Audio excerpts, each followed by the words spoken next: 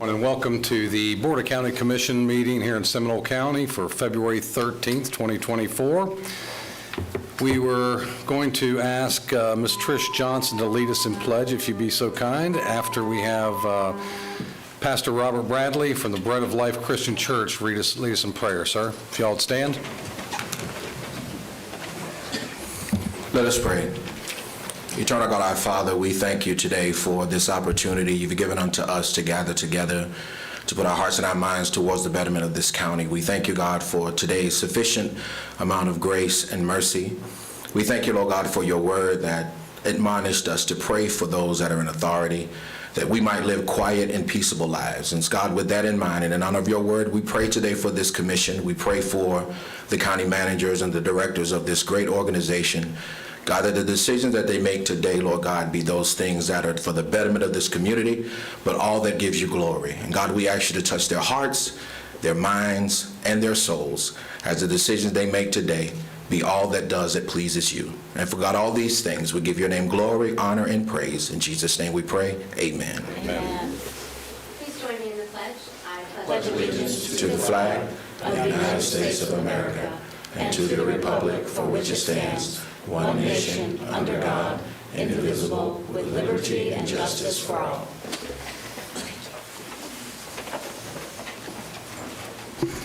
Thank you, Pastor Bradley, very much. Thank you, Tricia. First item of business is we're going to move to awards, presentations, and proclamations. The county manager will introduce Mr. Sean Snaith here in just a moment. I would ask that each and every one of you check your cell phones or any other electric devices, make sure they're silenced or turned to a non-sound emitting mode so nobody gets interrupted. Thank you very much. Mr. County Manager? Thank you, Mr. Chairman and Commissioners. It's with great honor that not Mr. Jex is coming up here, but I would like to introduce Dr. Sean Snaith from UCF. I thought when we would kick off the budget process this year that we would ask Dr. Snaith to come here to give us an economic outlook, both on the national and regional level. So as we start making decisions throughout the year, especially this summer, that when we get into multi-year plans, that you get a good outlook on what's happening nationally and regionally. So with that, I'm going to turn it over to Mr. Jackson. He will introduce our speaker. Thank you, County Manager. I'm Timothy Jex, Director of the Office of Management and Budget. Item number one is a presentation from Sean Snaith. He's a PhD and Director of the Institute for Economic Forecasting with the University of Central Florida. He's a nationally recognized economist who's known for the accuracy of his forecasts and the ability to explain complex information in a simple way. I've had the opportunity to speak with him on a couple of occasions and have come away with valuable insight each time.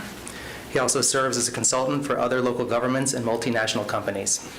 We're just getting started on our fiscal year 25 budget process, and we thought it'd be a perfect time to bring in Sean to help with some guidance and big picture macroeconomic analysis. Setting revenue budgets is an important part of the process, and as an amateur forecaster, I'm excited to work with him. With that, I'll turn it over to Dr. Sean Snaith.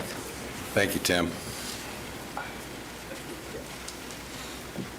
Welcome, Mr. Snaith. Good afternoon. We should form an amateur forecasting club. I'd like to commiserate, but Commissioners, thank you for having me here today. Well, before I sort of get into my presentation, I think, it's worth a little time to kind of look back to where we've been to get a better sense of where we're going. And I think everything that's transpired over the past 3+ years in terms of the economy can really be rooted or is tied to the COVID-19 pandemic and more importantly, the policy response to COVID-19. So, we ended 2019, the economy was in pretty good shape. GDP growth was at trend, inflation was below 2%. The labor market, there were shortages, but they were more occupationally specific. So, there weren't enough nurses. Apparently we don't have enough accountants. It seems like we've got way too many in the College of Business, but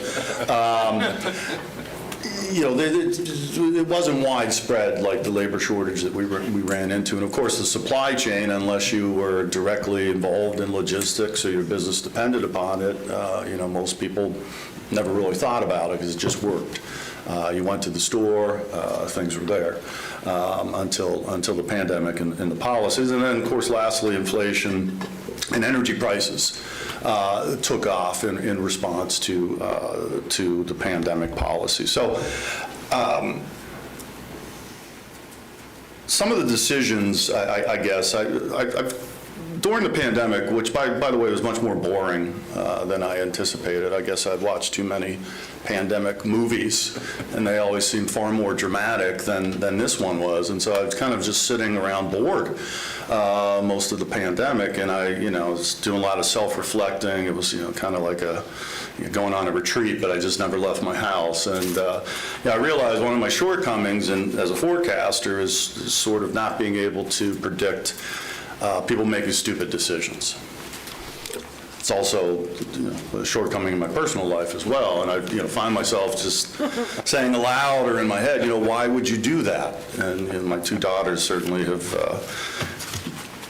caused that phrase to be uttered on more than a few occasions. But we got I was tracking the pandemic in the fall of 2019, and Johns Hopkins University had a really nice website, sort of a scoreboard of cases and deaths, and it was global, and I was like, all right, well, I need to pay attention to this. So I started to do some research and looking at pandemics through history and more importantly, what were the economic repercussions of such. And so the biggest one, of course, was Spanish flu, and so I was just kind of comparing COVID-19 to that, and it didn't look to be anything like it in terms of its rapid spread or the severity in terms of that pandemic killed across age groups, children all the way through the elderly. COVID-19 became revealed that this was more elderly folks succumbing to it or people with comprised immune systems. And so I was like, well, okay, I'm going to adjust this forecast down because it's certainly not good for growth, but it doesn't look like something that's going to be catastrophic. And then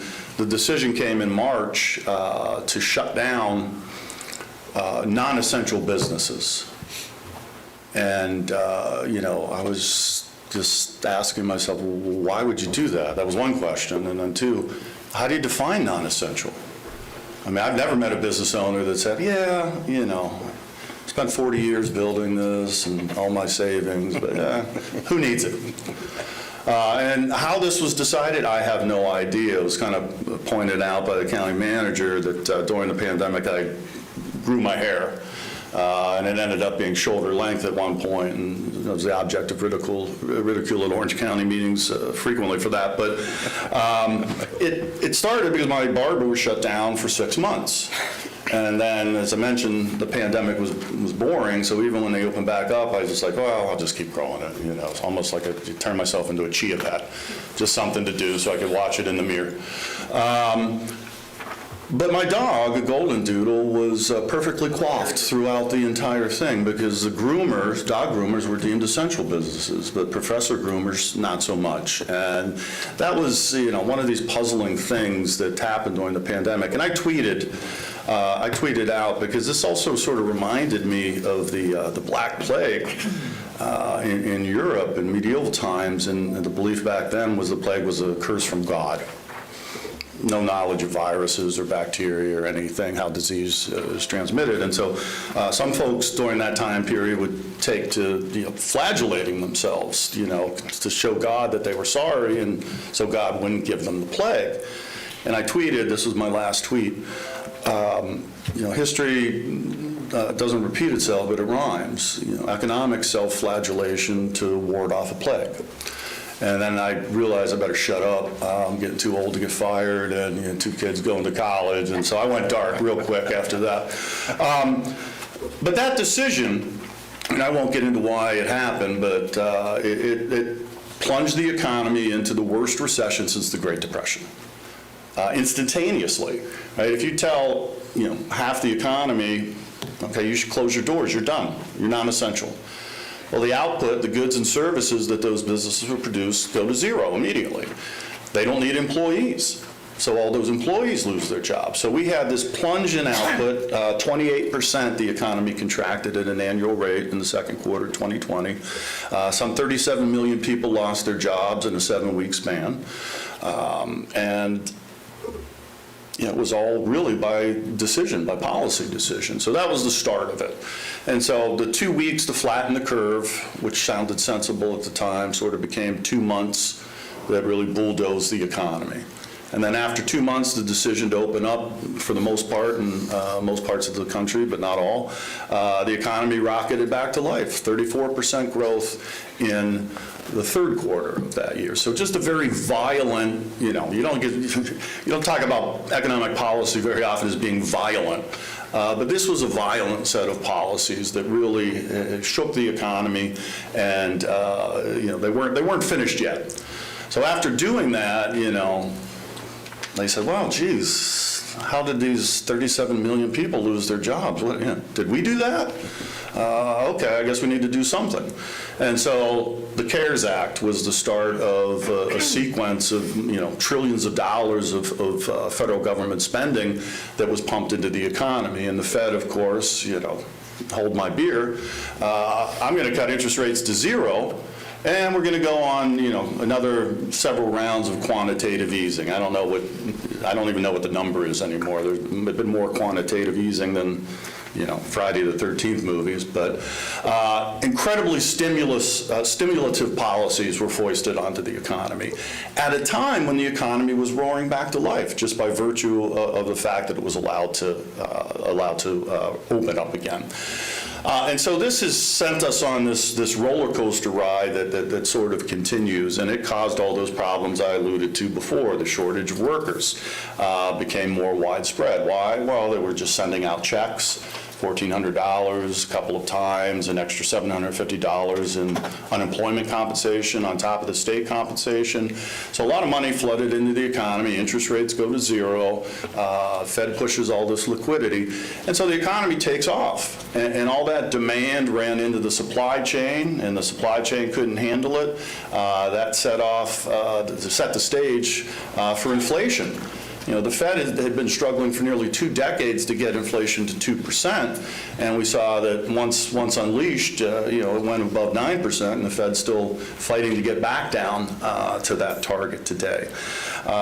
So all of this stuff has just sort of been running through the economy, and I think as we entered 2023, there was a consensus that, we're going to slip back into recession. And there were a lot of indicators, economic indicators, that historically had been, sort of red flags that, look out, there's a recession up ahead. And I'll talk about those in just a minute, but if I could just go off on a sidebar here and talk about my car. This may spark debate about professors being overpaid and things like that, but I think I have to do it anyway. It's parked out front there, hopefully legally. It's a 2008 Toyota Sequoia. It's got 254,000 miles on it. And about 4 months ago, I was driving my Sequoia, and suddenly every light on the dashboard illuminated simultaneously. And no one's ever accused me of being, mechanically inclined, but I thought, well, this isn't good. And I'm like, I think I know what that one. It looks like a genie lamp, so that's oil. And this one says check engine. I think that means you got to check the engine. And there were some other things I had no idea what they meant. So I took the car in. They plugged in the computer and whatnot. They said, well, it's the transmission. And I said, well, it's still transmitting. What do you mean it's a transmission? I've had transmissions fail. Right? And they usually do so spectacularly, right? It's smoke starts coming out, or you can only drive in reverse. It's usually not subtle or undetectable. But I said, well, so what do we do? And I said, well, we'll reset the lights. He said, it doesn't look like it's leaking. I said, yeah, it's running fine. A month or two later, boom, same thing happens again. Go back in, plug in the computer. What is it? Well, it's a transmission. I'm like, but it's still transmitting. I said, what do we do? I said, well, according to the book, we have to replace the transmission. And I'm like, oh, who am I to question the book of Toyota, right? So I think that's chapter 23, verse 4. So I got that replaced, but the car was running fine the whole time. And I think this is analogous to what we saw happen in 2023 with these economic indicators. They were flashing recession, but the economy has just been rolling along. And we got our first reading for GDP growth in the last 3 months of last year, and it came in at 3.3%. That was following a 4.9% growth in the third quarter. So that's not recessioning. So it didn't happen. But some of these indicators, I'll just quickly go through these that were, flashing recession, and some of them are still illuminated, quite frankly. The leading economic index was one, inversion of the yield curve, a couple of different surveys of economists, all were, pointing towards a recession as we started 2023. This chart is the Conference Board, their leading economic index. The darker line is the index itself. The gray line is GDP growth year over year. And the gray bars are the past few recessions in the U.S. economy. So you can see that that index is at a level right now that is consistent with the level of the index during these previous recessions. And so, again, it's upticked a little bit here in recent, but it's still at levels consistent with recession, despite no sign of a recession having started, at least not yet. The inverted yield curve. Without getting too wonky about it, an inverted yield curve is when short-term government bond interest rates are higher than longer-term government bond interest rates. Typically, the opposite is true, and this is viewed as a signal that in the future, short-term rates are going to fall, and that's what triggers this inversion. That typically happens when there's a recession and the Federal Reserve cuts short-term interest rates to combat it. So these are recessions back to 1970, again in the gray bars, and every one of those recessions has been preceded by an inverted yield curve. However, every time the yield curve has inverted, a recession has not necessarily happened. So it's an excellent post-mortem tool. It's not perfect as a predictive tool. So again, take that as it were. But again, these indicators were sort of stacking up. This is the anxious index, which is from the Philadelphia Federal Reserve Survey of professional forecasters.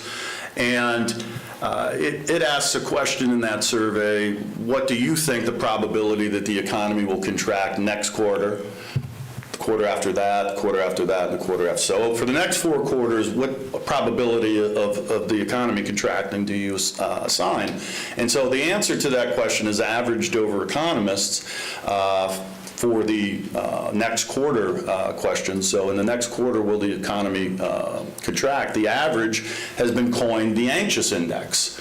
And you can see the orange bar there is the level where the anxious index is currently, and that goes back over time, and it is consistent, again, with all those recessions, with the levels of the anxious index through all those historical recessions. So very, again, very clear signal, or at least pointing towards a recession, and still suggesting that there may be one coming this year. And then lastly, at the start of January 2023, the Wall Street Journal survey, they asked the question a little differently. They said, what's the probability that the economy is going to go into recession in the next year? So the respondents give a percentage assessment. When we started 2023, it was 61% of economists in the survey believed there'd be a recession in 2023. That's the highest consensus in my professional career. I mean, you can't get 4 economists to agree on the toppings for a pizza, let alone 2/3 saying, yes, there's going to be a recession this year. Well, as of the most recent survey in 2024, that number's dropped down to 39%. Still elevated, but again, not as sure as we were when 2023 was beginning. So where do we think the economy is going right now? I think the chance of a recession is still there. What is it precisely? I think my response to that Wall Street Journal survey was 45%. So almost a coin flip, but you know, you have to be an expert to say 45% instead of 50-50, because anyone can say that. And the reason I'm worried about that, or I think that risk is still elevated, has to do with consumers and their budgets. You know, we have seen for well over 2 years real wages and salaries falling. And so what that means is, yes, people have been getting raises, their wages and salaries have been going up, but the cost of living has been rising more quickly. So you've got more, you know, you've got more dollars in your wallet or your purse, but they are purchasing fewer goods and services. And so, you know, if you look at inflation, and how it's impacted things like shelter, transportation, food, energy. These are huge shares of the average household budget. You know, about 2/3 of households making less than $120,000 a year, 2/3 of their money go to those big items. And so things like rent, you know, I'm sure, you know, we've seen it certainly in this region, rent's going up $200-300 a month. Electricity costs, transportation, you know, automobiles, even used cars at one point saw inflation of 40% year over year. I mean, just remarkable. So all these big items, you know, people got these big car payments, they got the big rent payment, they got to pay for, you know, food and electricity. And their checks haven't grown fast enough to cover all those expenses. So what's also been happening simultaneously, you may have seen some headlines regarding this, is that the level of credit card debt nationally has risen above $1 trillion. And you know, looks like it might hit 1.1 trillion. And at the same time, the average interest rate on these credit cards is now over 20%. So what I think is happening, and you know, this is sort of, you know, I think back on times in my life where, you know, I got to the end of the month and there was nothing left in the checking account, and you know, I still had to eat. So you whip out the credit card and, you know, you buy those frozen burritos and, you know, you pay for them for 3 years, principal and interest. Or people need to buy their kids shoes, but they're out of money at the end of the month. So I think that credit card debt has been patching over the holes in household budgets. And so that's my concern. And so, you know, we're forecasting consumer spending is going to slow here. GDP growth, the top line there, again, a slowdown, not a recession at this point. But I do believe the economy is susceptible. It's a presidential election year, so there's added uncertainty in that regard. And, you know, at least the past 3 or 4 cycles, we've really seen businesses kind of pull back from investing during a presidential year because, you know, that's, you know, it's a fork in the road, and depending on, you know, who wins, there's going to be different policies associated with those different administrations. And so, you know, this project might make sense if candidate A wins, but it won't make sense if candidate B wins. So am I going to push forward with this project? No, why don't I just wait and see? So a lot of things going on that I think are working to slow the economy, but you know, right now I wouldn't say we're necessarily headed towards a recession. Part of that really is the labor market. We have not seen the labor market really soften. You know, there have been some layoffs in tech companies that overshot during the pandemic because, you know, Amazon exploded because nobody, you know, the malls were closed and people just were bored and shopped at home. Streaming services, things like that. So some of those tech companies have seen some realignment, but generally speaking, the labor market remains strong. People still have paychecks. Now, those paychecks might not be covering everything, but it's when paychecks start coming in that you really start to see an impact on consumer spending. So I think the strength of the labor market is keeping the consumer's head at least occasionally above water, enough to, you know, gulp some air before you bob up and down. It's also, you know, making the Fed's job more difficult, quite frankly, and trying to get back down to this 2% level, which I think, you know, is going to take the rest of the year and probably into 2020 before we see, or 2025 before we see inflation back down around 2%. So, you know, we started or ended the year and started the year with talk of, well, the Fed may be cutting interest rates in 2024. The data that we've seen here for January, I think, is kind of pushing the likelihood of that further into the future, if at all, in 2024. Inflation, I think, will continue its downward trend, but that tight labor market is a headwind, for sure. Historically, there's a trade-off between inflation and unemployment. Unemployment goes up, inflation goes down, vice versa.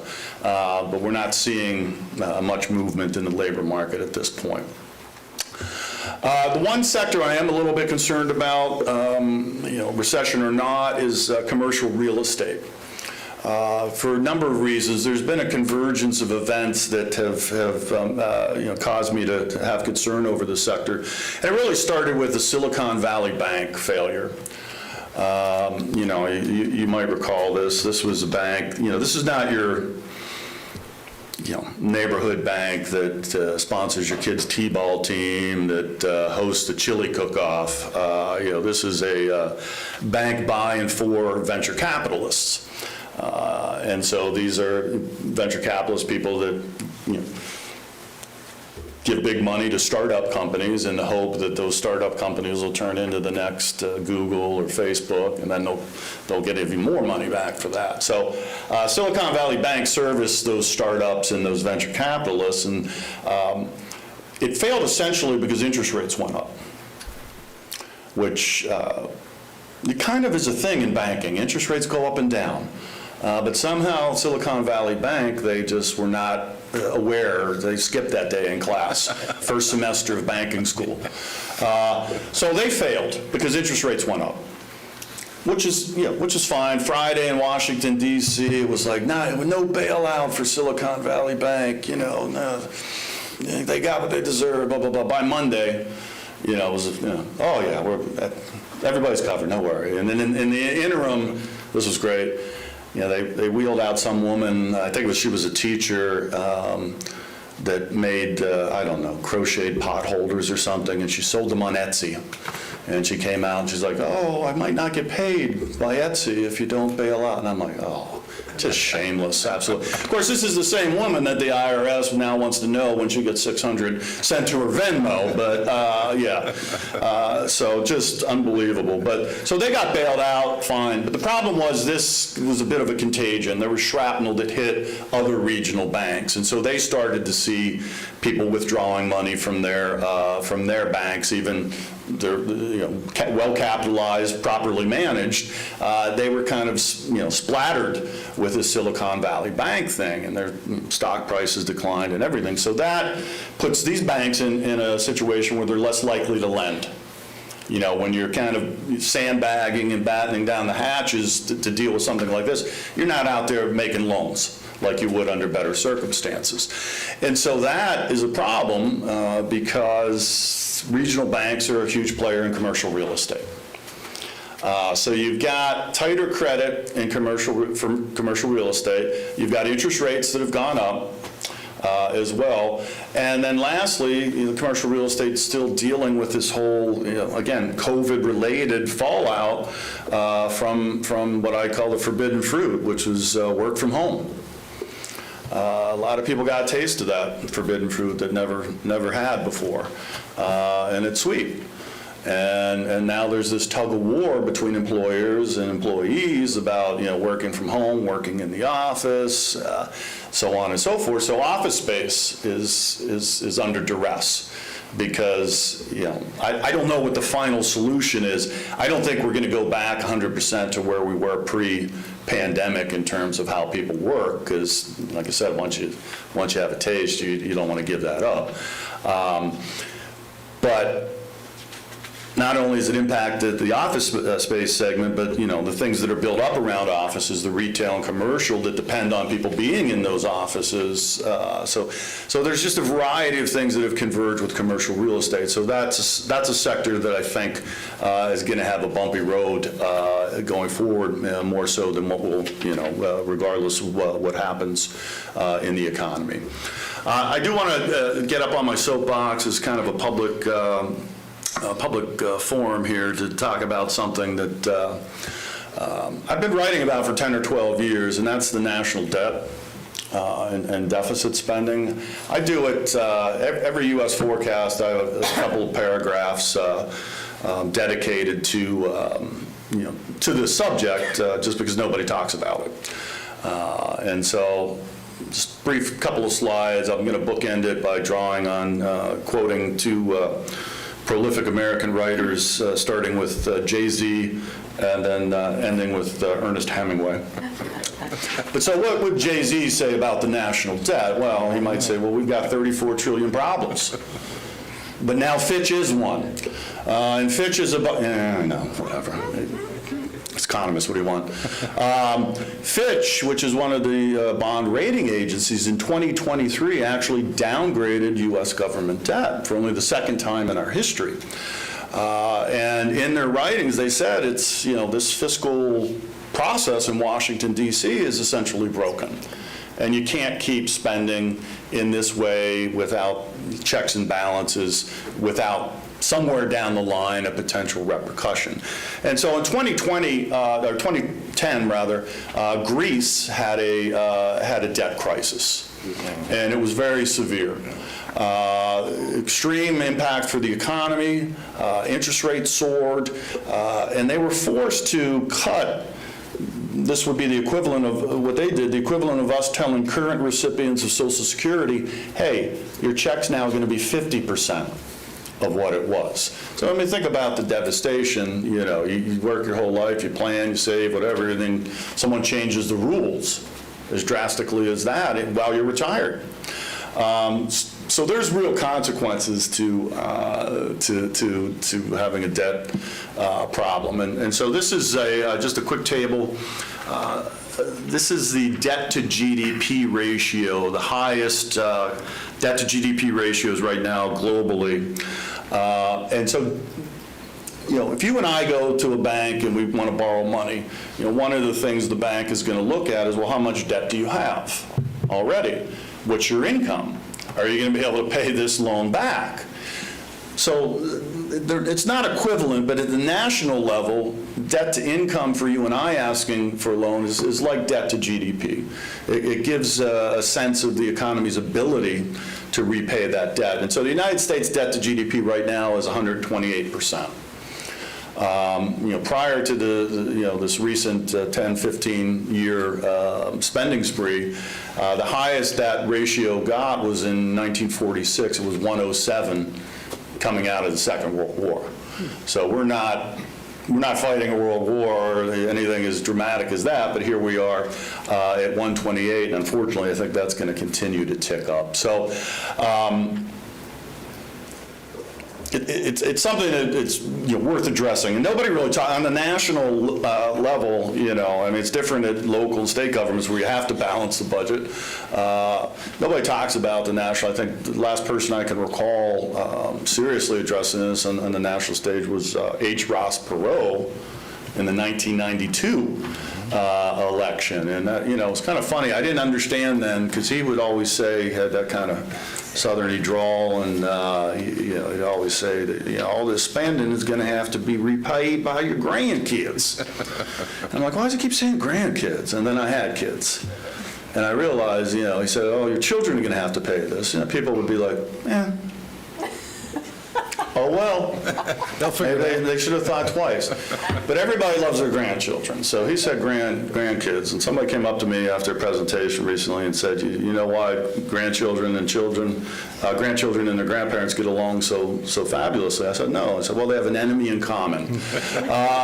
So he phrased that, because this is true. There is some intergenerational fairness of running these deficits and building up this debt, but nobody talks about it. So I just talk about it a little bit when I get a chance. So just in closing this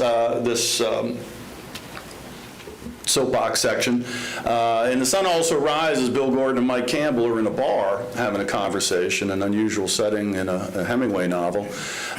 Mike had gone bankrupt, and so Bill asked, how did you go bankrupt? Mike said 2 ways: gradually, then suddenly.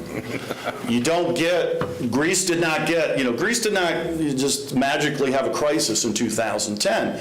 This built up until you got there. And the United States is not above, or any country, facing a similar fate if we don't get that fiscal ship in a little better shape. Unfortunately, I don't think, there's an election, as I said, that affects investment, but I also have to think about it in terms of economic policy. But right now, the presumptive candidates, I don't think either is going to be cutting spending too dramatically. So we're forecasting deficits through the end of 2027 pushing $2 trillion a year. So that debt's going to continue to rise. And we got a little taste when Fitch downgraded the debt. The 10-year bond got up to 5%. Hadn't been that high in a long time, and that took 30-year mortgage rates up to 8%. So that was a little bit of a tiny taste of the pain that could come along with any sort of debt crisis. Commercial real estate, again, I'm concerned about that. Here in Florida, the housing market, we saw, very interesting period. Again, COVID-19 policy related. We had a couple of years where existing single-family homes in the state and in the region as well were increasing in price by more than 20% per year. And, maybe cause people to flash back, remember 2008, 2009, what happened in the housing market in Florida, are we doing it to ourselves again?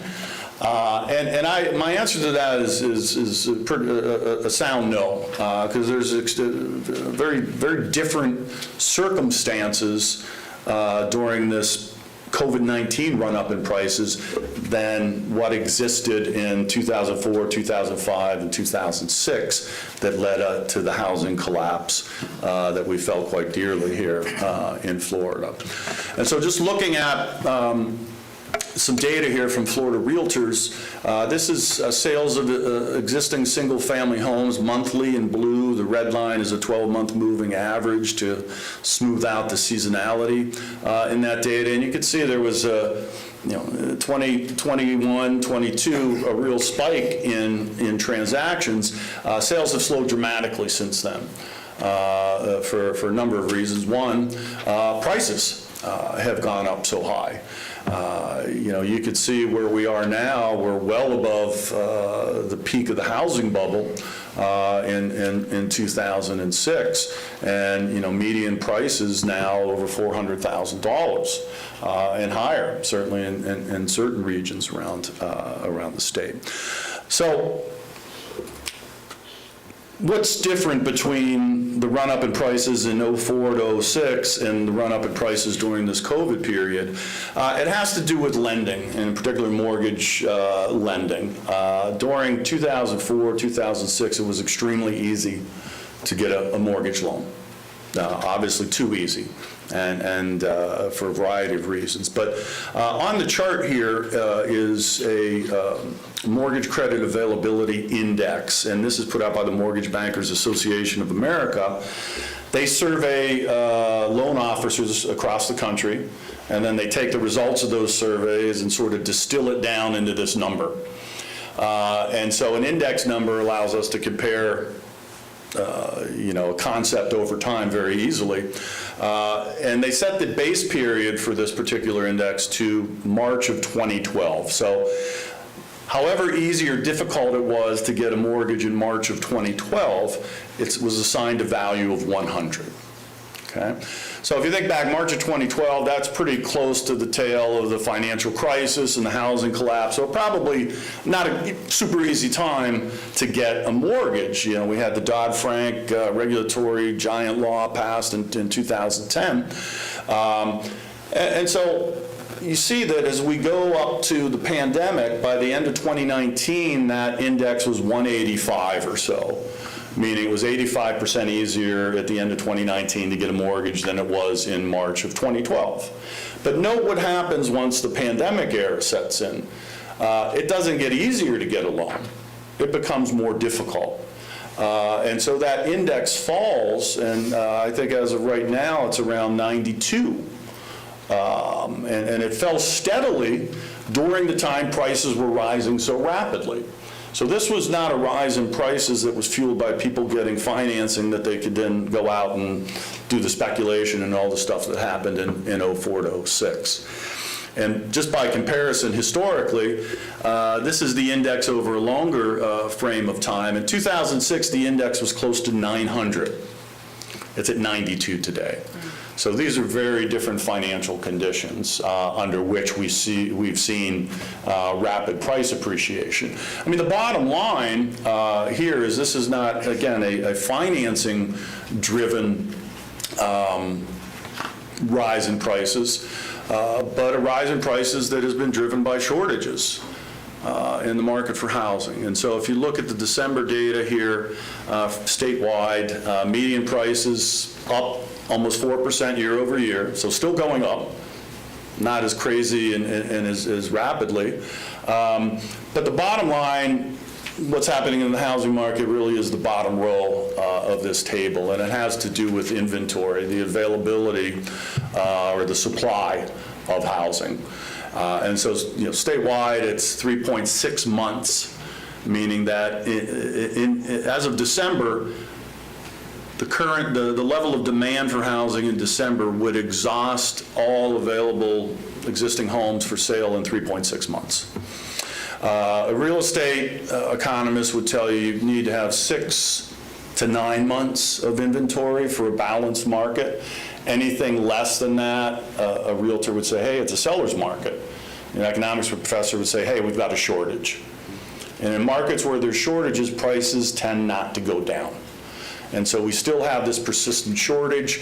Demand, has continued to grow. Here in Central Florida, it's even worse, 2.7 months of inventory. It's gone up somewhat, but it's still nowhere near that 6-month level. Median sales prices in December, almost $440,000. And for people, that have lived here for a couple of decades, this is pretty remarkable, levels to see, and rising 6% year over year. So, it's a housing shortage that's driving the prices. It was fueled in part by, again, pandemic policy, pushing mortgage rates, sub 3%, which also inadvertently is impacting these inventory levels, because you've got people that, maybe were in a starter home and now they've had a kid or two and they got a second pet, and they would be looking to, move up to upgrade and sell that starter home, but now, they're not really willing to part ways with a 2.8% mortgage, especially to buy in at these higher prices at something that's over 7%. So until, they go right to the edge of insanity from having to live in this confined space with all these creatures, they're going to sit. And that house, as I said, would normally get back into the market, but we're not seeing that happen as well. So it's really fundamentally a shortage. It's going to be a problem going forward. Housing affordability, certainly in our region, is not going to be easily solved. It is interwoven with our transportation situation. Affordable housing and transportation networks, they overlap in the Venn diagram. And what we're going to ultimately see happen is, we need a transportation network that's going to be able to get people from places where housing's more affordable to places where the employment opportunities are concentrated. And I was speaking to someone in the concrete industry here, and they said their company has people right now that, their offices are in Orlando.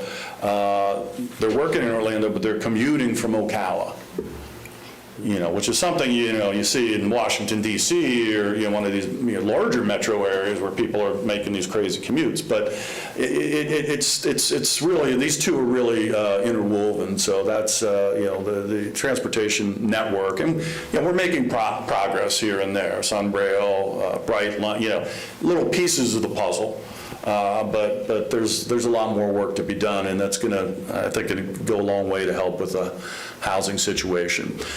Florida, where do we think things are going? I don't think we'll see a recession here. I do think things will slow down. I do think that household budgets, as I said, that have been eroded by inflation, may slow spending in some areas. But I think Florida is as well prepared for a slowdown or a recession as we have been in a long time.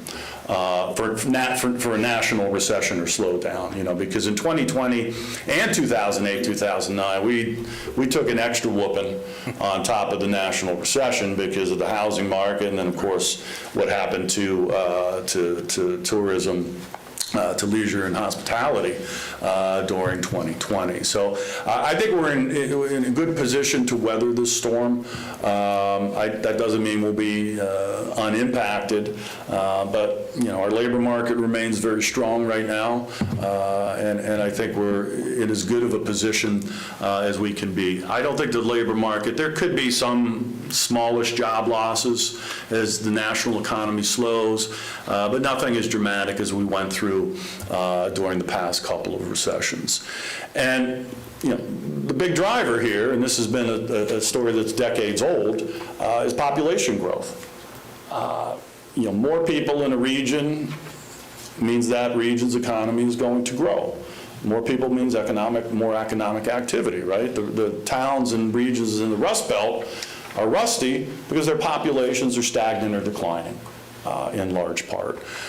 So we have, this ongoing population growth. It was catalyzed a little bit by COVID-19, people that were able to work from home, that were living in places that were still, going a little aggressive with the COVID-19 policies. They said, well, why live in New York, with the restaurants and bars and, shows shut down, and when I can work remotely from Florida, pay less taxes. And so, population growth, I think, got goosed up a little bit, but the trend is still strong, COVID-19 impacts aside, and it'll likely continue to be. So, I think the problems, the pains economically speaking for the state and for Central Florida are going to be growing pains as we go forward more than the pain of recession.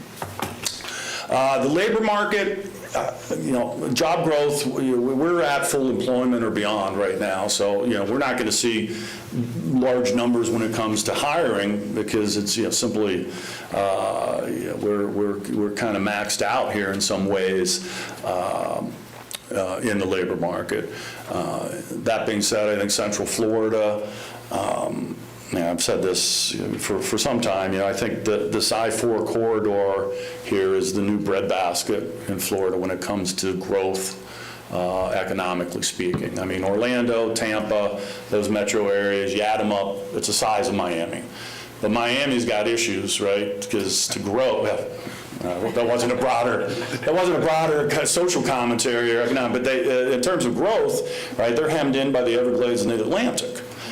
So historically, they've grown north up I-95. I mean, they could grow vertically, but, the I-4 corridor doesn't have those same, physical, geographic constraints. And I think we'll continue to outperform the state as a whole, that I think will remain stronger than the national economy. Whatever bumps and cyclical movements are coming in the near future, the trends remain strong. So all of our forecasts at the Institute for Economic Forecasting are available online for free. We do the national forecast. We do a statewide forecast. In that statewide publication, we now have forecasts for each of the 22 metropolitan statistical areas around the state, so covering from Pensacola down to Miami. And again, thank you for listening and the invitation to speak to you today. Popcorn, had I known, I'd been showing up to these meetings a lot sooner than I did. Oh, it is the first time. Oh, I thought this was just like a festive thing. Not quite true, but Not quite, but in your honor. Oh, well, it's okay. Well, we got a clown coming in. Let's get the popcorn machine revved up. I'm happy to take any questions, or thank you, I can Professor. leave. I'll go to the board. Any inquiries from the board? Commissioner Constantine? Thank you, and really great job, and it was entertaining. Despite being an economist, I understand that you all, only accountants have a worse time, making jokes.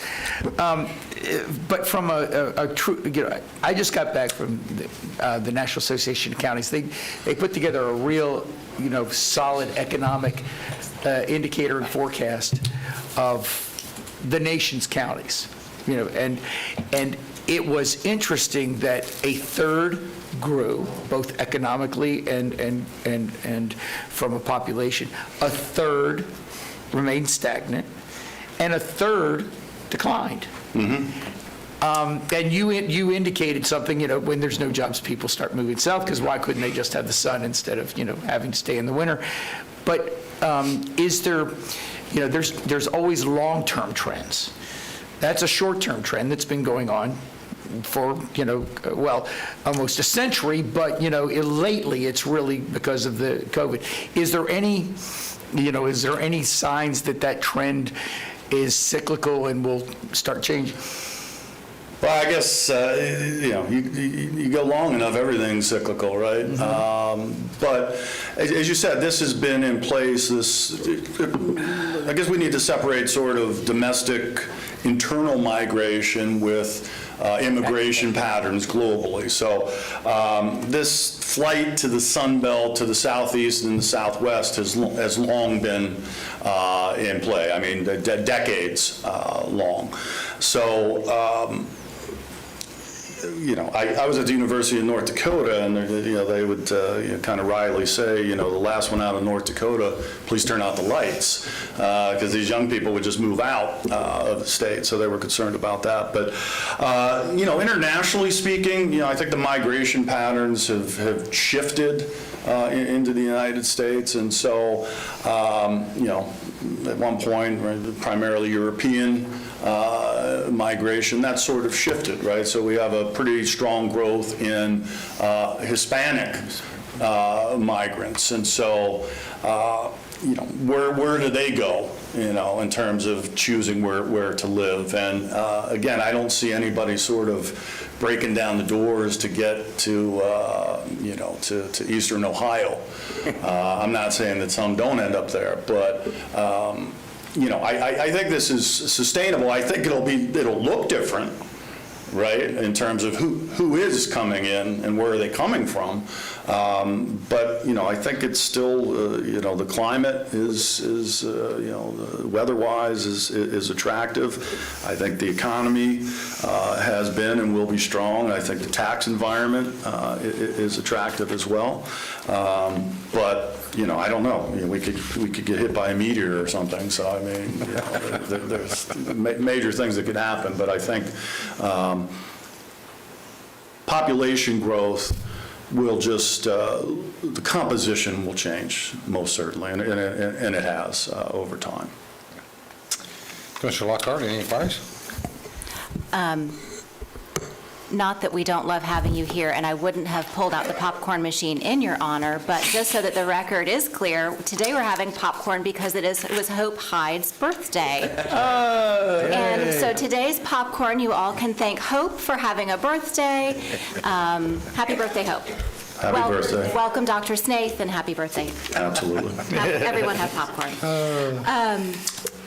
Philosophically, it bothers me that state and local government is at the top of the predicted average annual growth sector.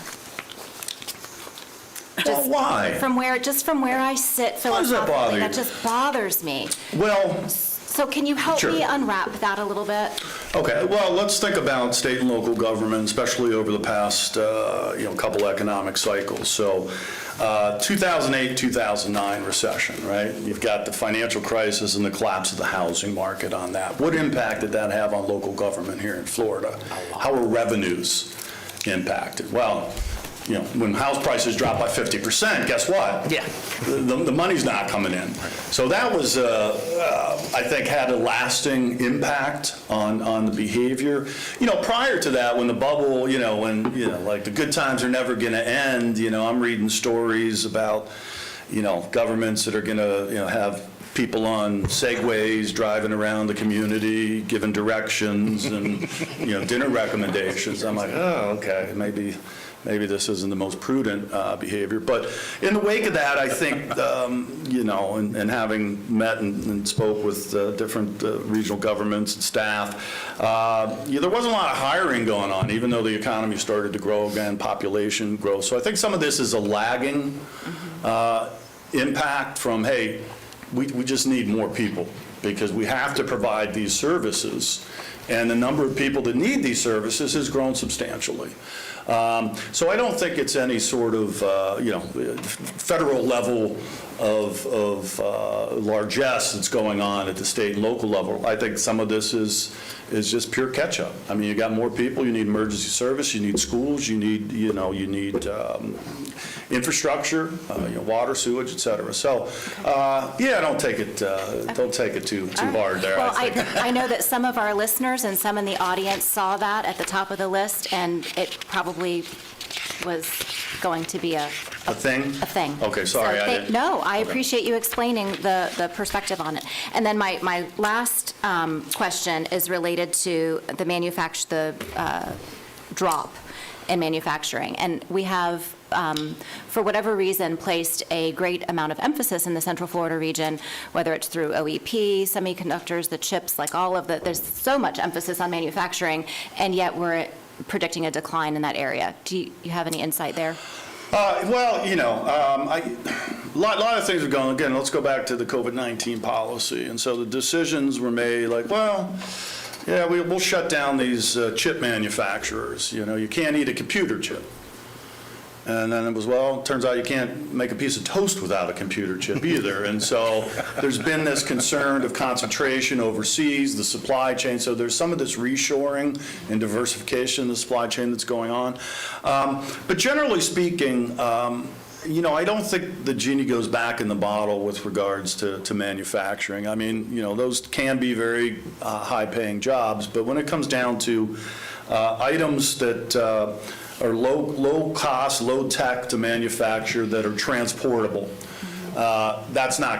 those won't return to the shores of the United States. So manufacturing, of course, impacted by economic policy. You've got different sort of trade agreements that probably should be revisited. It's not. I think most economists agree that free trade is a good thing. When you have two people entering into a transaction freely and willingly, they're both made better off from it. But free trade and fair trade aren't always the same thing, and so we're competing domestically with parts of the world that don't have the same set of rules. Quite frankly, if you're a manufacturer in Seminole County, you're not going to get away with pumping stuff into the econ. Like they're able to do in some other countries without any, repercussions. So it's something I think still being worked out. But I think the near term, the uncertainty, the investment spending, I think is weighing a little bit on unemployment in that sector. Thank you. That's not to say there aren't manufacturing companies, in the region and state. They're absolutely, they're thriving. It's just the composition changes, and there's, sort of larger impacts. Thank you. Commissioner Delory? Thank you.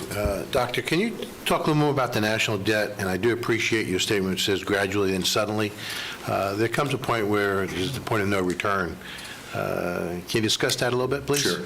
So, Commissioner, I can't go and, I can't leave here and go into a bank and ask for a $10 million loan. They're going to look at my income, they're going to look at my debt, Absolutely. They're going to look at my advanced age, and they're going to say, you're not going to be able to pay this back. Goodbye, here's a lollipop.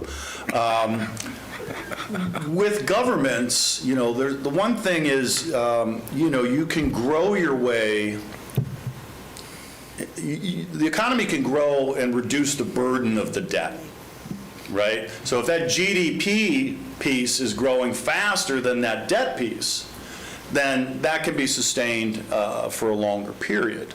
So the point of no return is, I don't know that there's a number. If you hit this, you're done. So Greece, for example, when their crisis hit in 2010, they had a total debt of $380 billion with a B.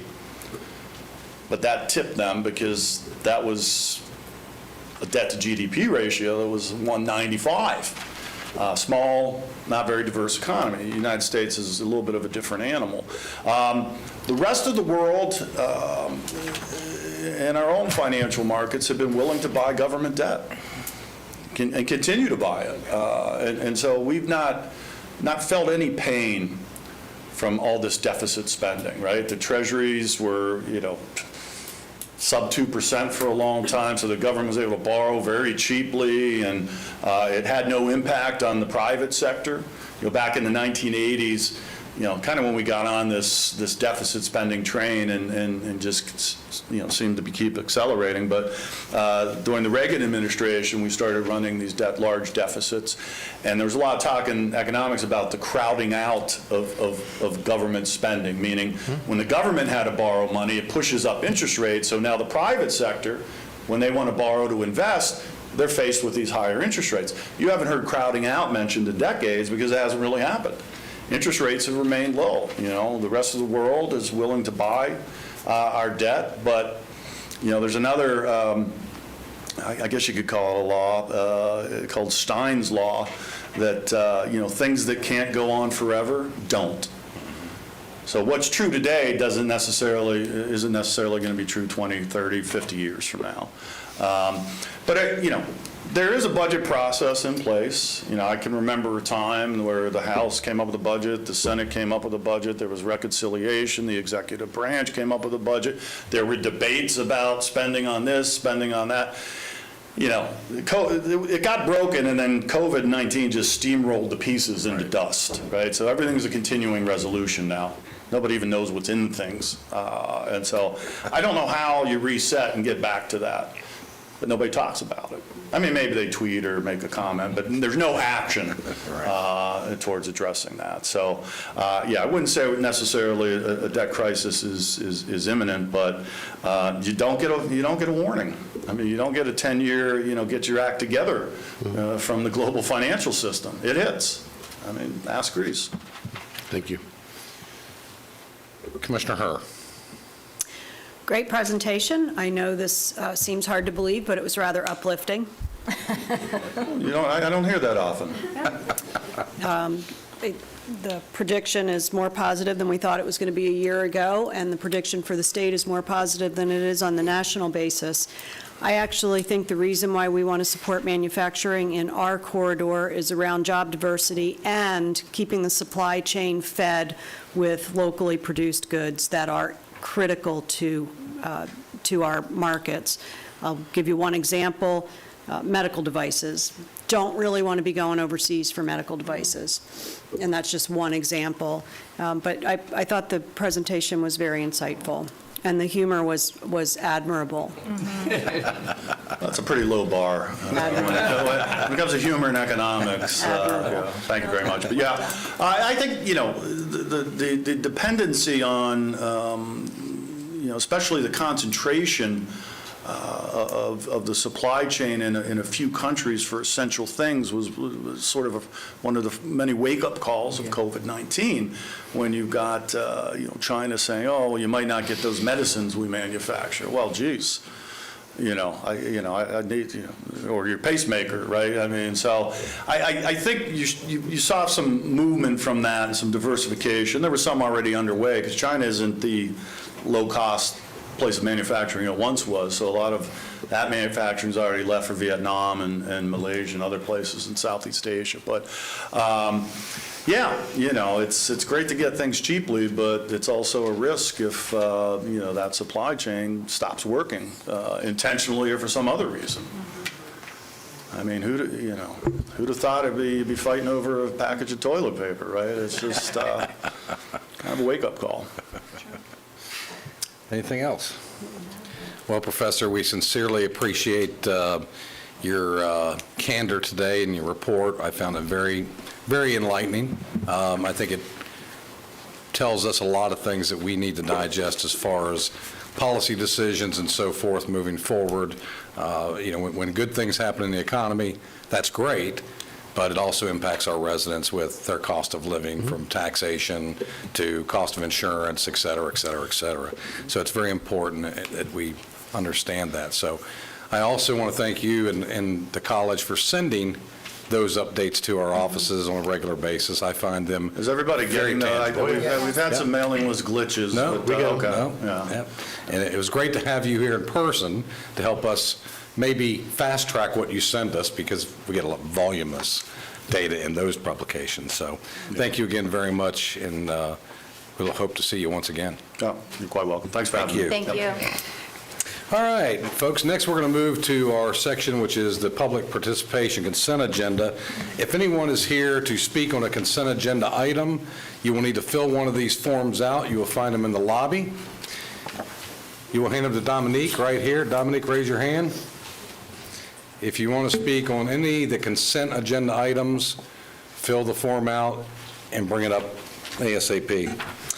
Okay, Mr. County Manager, is there any revisions to the consent agenda? Yes, Chairman and Commissioners, there are just 3 items that I'd like to go ahead and pull, and they are, under the County Manager's consent agenda, item 12, item 14, and item 20. So 12, 14, and 20 Yes. is being pulled by the county manager. Okay? All right, before we go to the board, I'll ask the county attorney to read the rules of public participation. Thank you, Chairman. Florida law provides that members of the public shall be given a reasonable opportunity to be heard on propositions before the Board of County Commissioners, except when the board is acting on emergency or ministerial matters or conducting a meeting exempt from the requirements of the Sunshine Law. Individuals shall be permitted 3 minutes each for public comment, or 6 minutes when the individual is an official representative of a formal association or group. The chairman may modify the maximum time for public comment at his sole discretion when appropriate. Public comments on pending procurement matters or on non-agenda items shall not be permitted at this time. Members of the public desiring to make public comment should fill out a speaker form and present the form to staff. Thank you. Thank you, Ms. Latore. Do we have any speakers that have presented? Yes, I think they're going out to fill their forms out. Ma'am, if you've got a form, please bring it up to Dominique here. The pen didn't write too well, so.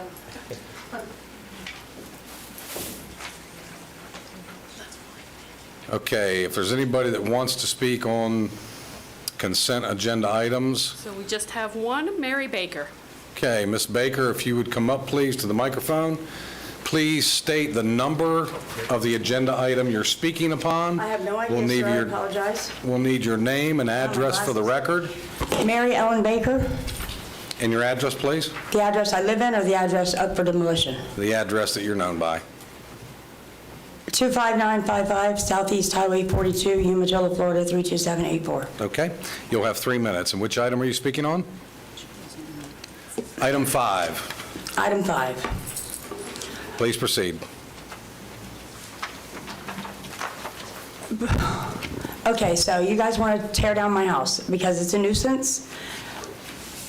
My brother Mike lived there, okay, before he got, this all started a long time ago when my mom died. Code enforcement got involved. Code enforcement gave me kudos right here in this very courtroom, or hearing room or whatever, said how great I was doing, yada, yada, yada, and you guys decided there was a couple little things, like little trash things needed to be finished, and you gave me 90 days to get it done. Meanwhile, my brother Mike got out of jail, and we don't talk. He was violent, and he's dead, God rest his soul, as we speak, but this all, and fast forward to when there was a shooting at the house recently, and some police officer took pictures or something. The building inspector has been inside my home without permission. He told me I have mold. I have a paper saying that I don't have mold, but I don't have it with me. Unfortunately, I got a little confused, and when I thought I was doing what I was supposed to do, it wasn't right. I should have pulled a permit, or we should have pulled a permit, but if I pull a permit under my name now for something that I already did as the owner, I can't sell the house for a year or rent it afterwards. I want to have that option open. At first, when my brother Mike was kicked out because it was condemned, because everybody hated him in the neighborhood anyway, and he tore, my mom would turn over in her grave if she'd seen the house. But again, that is my childhood home since I was very young. Well, if you can tell now, it's way better than it was, and I put a lot of money into it just just since he's died. I've had a dumpster out there twice, I've cleaned up, tore down the shed, I've done all kinds of things. I'm willing to pull permits, have a contractor pull permits to do the renovations. I had a blueprint, but the gentleman that brought it with, all the changes on it, he turned around because he thought it was at 9:30 and he thought that I was wrong and just turned around and went back.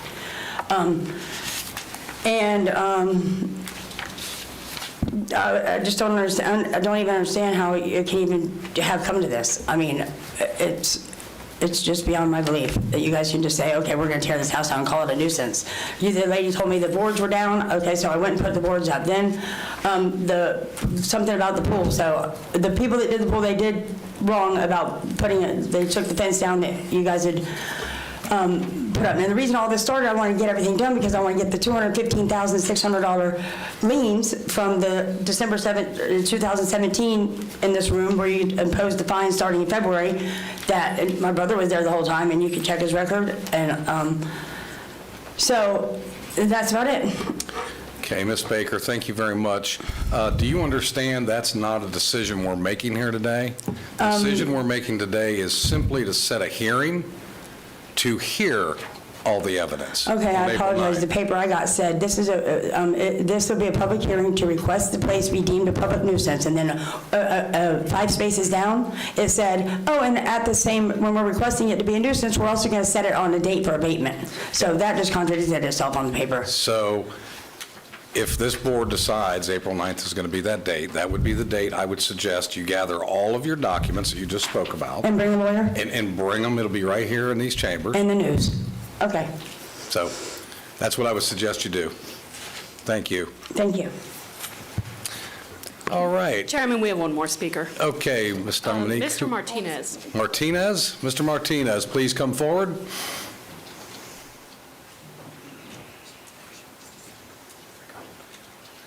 The county attorney would like to address something real quick on that item, I believe. Yeah, Commissioners, I just wanted to clarify that the requested action on this item number 5 today is to declare the property, the structure, a nuisance.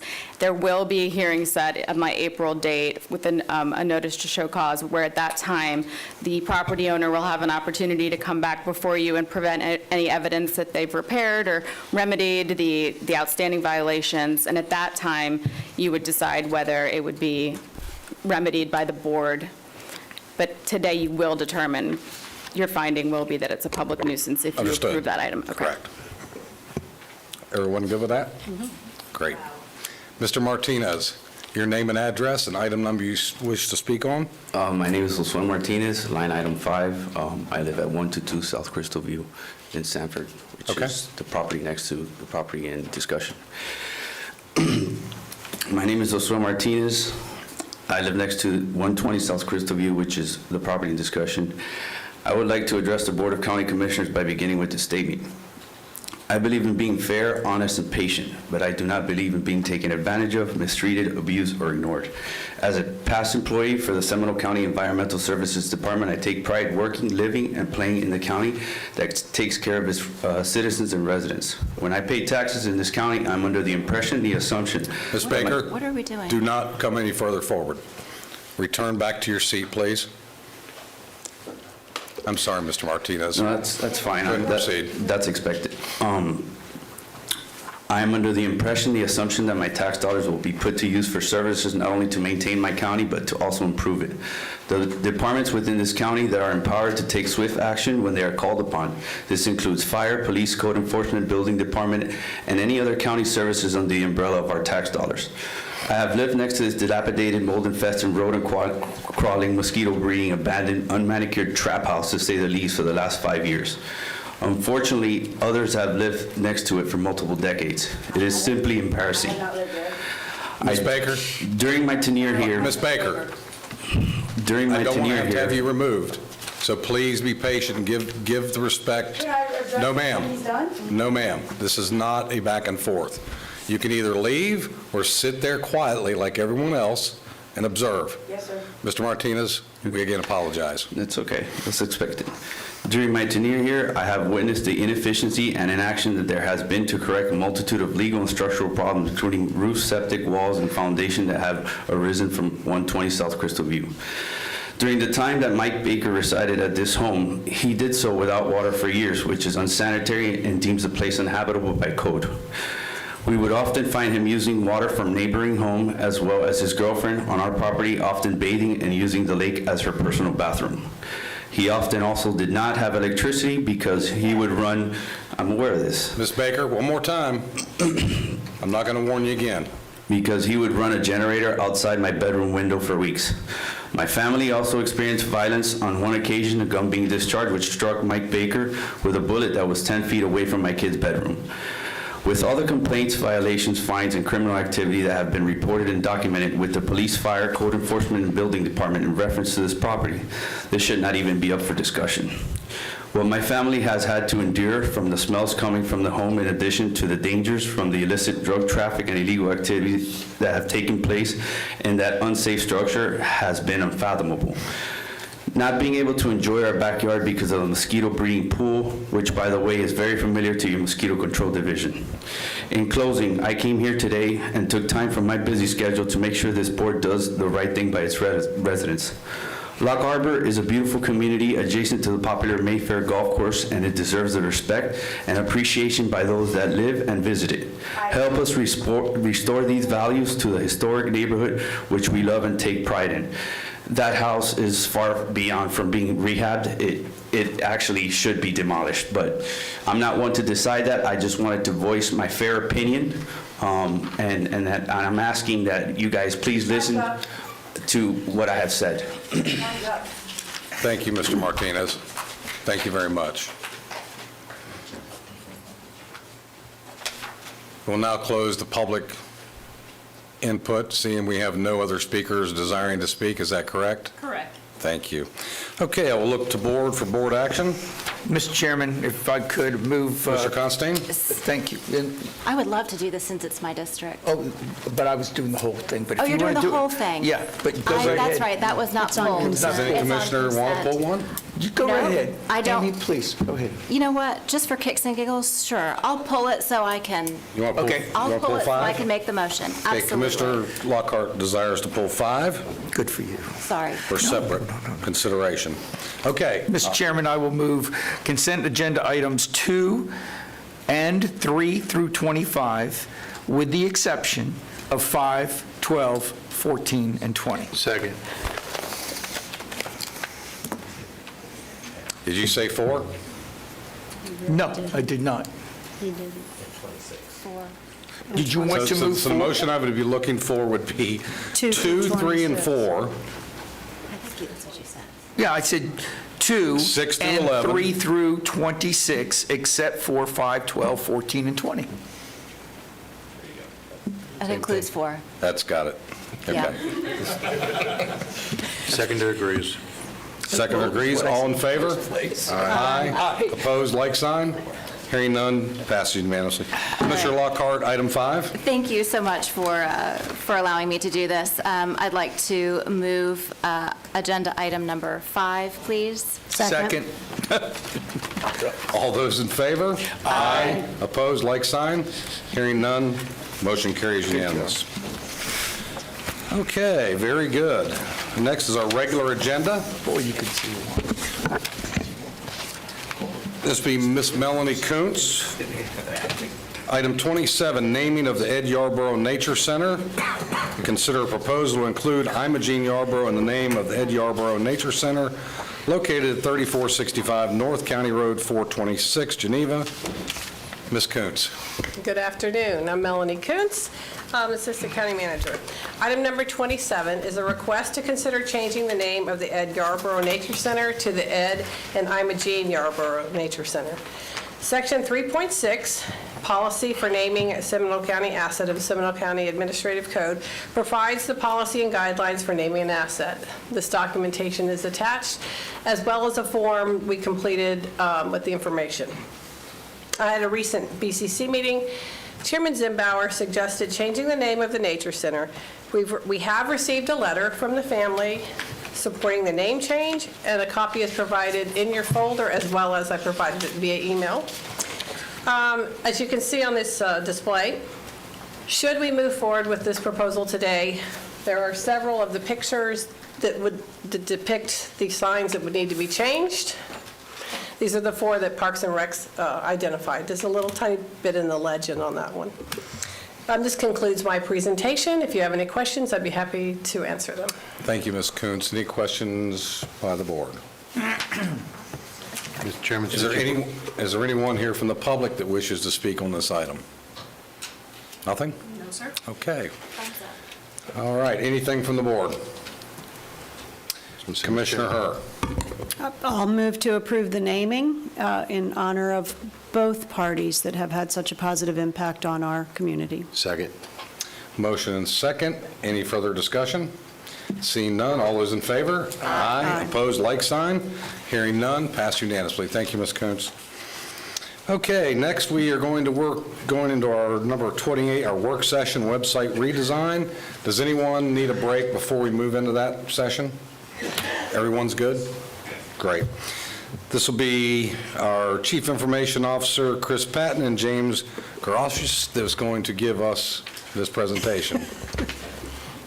Good morning, Mr. Chairman, or good afternoon, Mr. Chairman, members of the Commission. James Garocius, Chief Information Officer, maybe Director of Communications at some point, but that's fine too. It's all good. How are you today? We're here to talk about the website redesign. As you know, this is a key strategic priority of the board.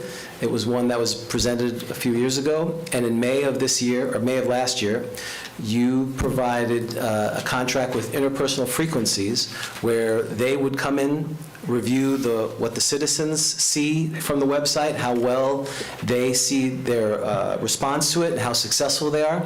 They were going to review how we manage our site, both internally and the tools we have, and come up with recommendations. And most importantly, help us develop a request for proposal so that we can go out and find the next generation web presence that will support the goals and desires that the board has to make sure we are effective communicators to our citizens. So with that, I'm going to introduce Kirsty Kenneth from Interpersonal Frequencies. She has been one of the lead consultants that have been assisting us, and she's going to go over what their findings are, and then I will wrap it up when she's done. Thank you very much.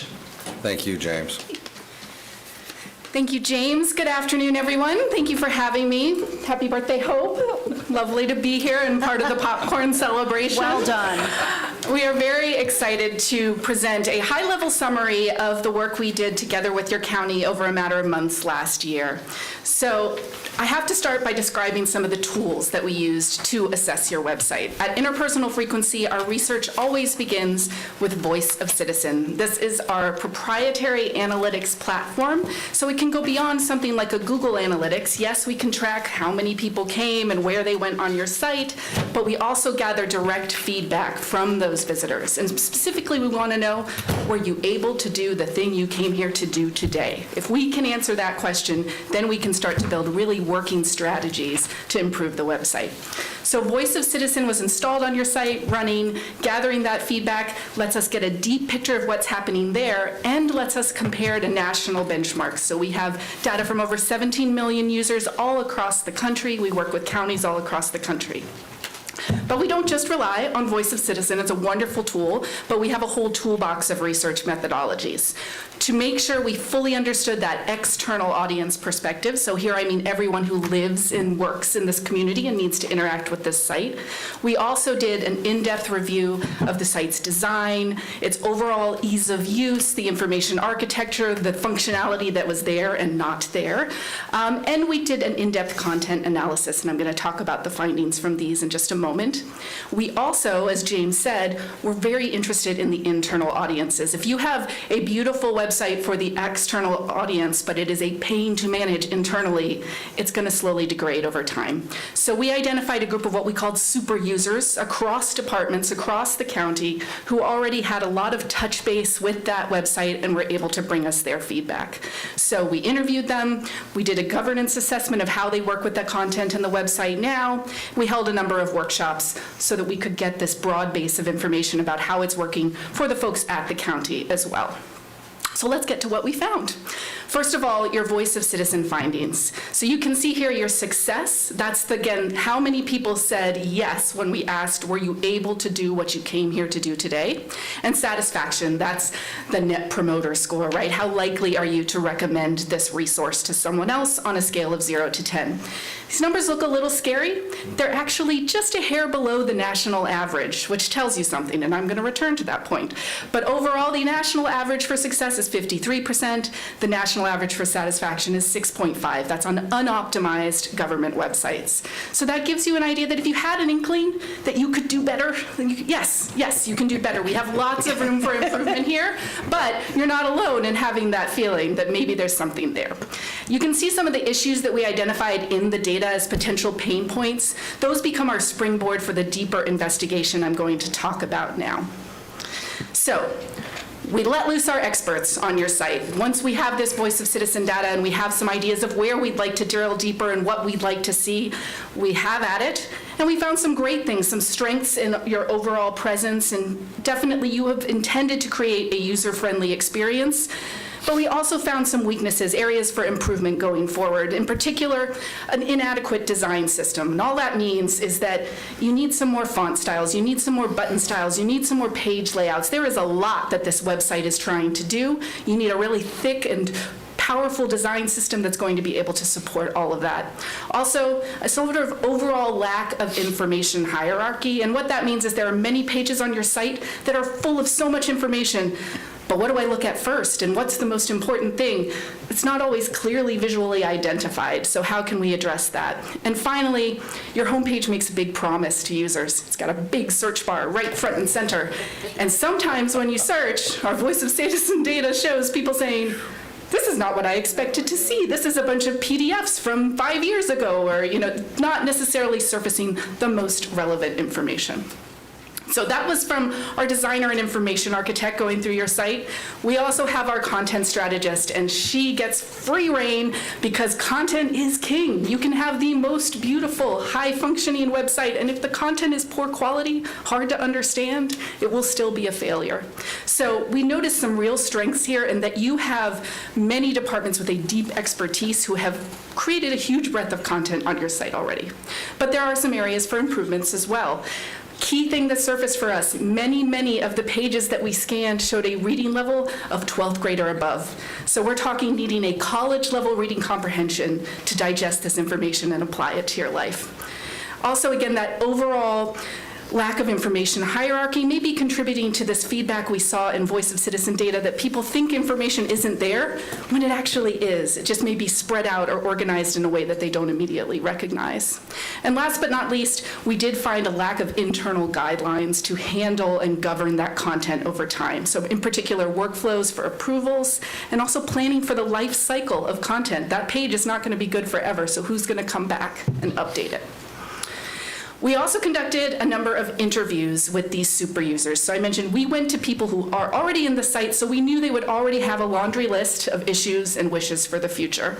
And the things that jumped out at us were, first of all, the level of alignment. Across these conversations, we saw the same themes coming up: content quality, setting up the right staff to support what you need, having that consistency of brand that you feel proud of all across the site that echoes everything else that's happening in the county. We also were really struck by the overall positive nature of these conversations. This is not always a thing, but most of the folks we talked to were excited about this opportunity to open another chapter and build on what they've already established. And finally, we did a series of strategy sessions. The goal of these strategy sessions is to correct something that we see go wrong in counties all across the country. You have to stop and critically consider your actual requirements before you throw an RFP into the wild. So this is where we take all of our findings and research and turn it into a practical strategy, usable documents that can structure an actual RFP into the world and make sure you're going to attract the right vendors. We worked with those super users. As you can see here, we covered a broad number of topics. The common theme here: what do we need to sort of gather together and document so that we can make the best investment and know that we've done our homework before we go out into the world? So where does that leave us? Overall, This has been such a refreshing engagement. Let's face it, a lot of county websites are not very good, and they have been happy to settle for good enough for someone to pay that tax bill and move along in their day. It's clear to us that Seminole County doesn't want good enough. You want good. You want to reach that best-in-class digital presence. And you have the ingredients assembled to do that. You have a committed and wonderful team we've been lucky enough to work with. You have now a thick knowledge base, far beyond the little sprinkle I've given you here today, documented of what you need in a future site, and you have the structure to support that. So I would just sum up my piece of this by saying, you still are looking at a significant investment in the future to get to this best-in-class digital presence, but you're doing that knowing that you've already invested in first-class planning and preparation, and we just wish more counties did that. It's really wonderful and refreshing to see.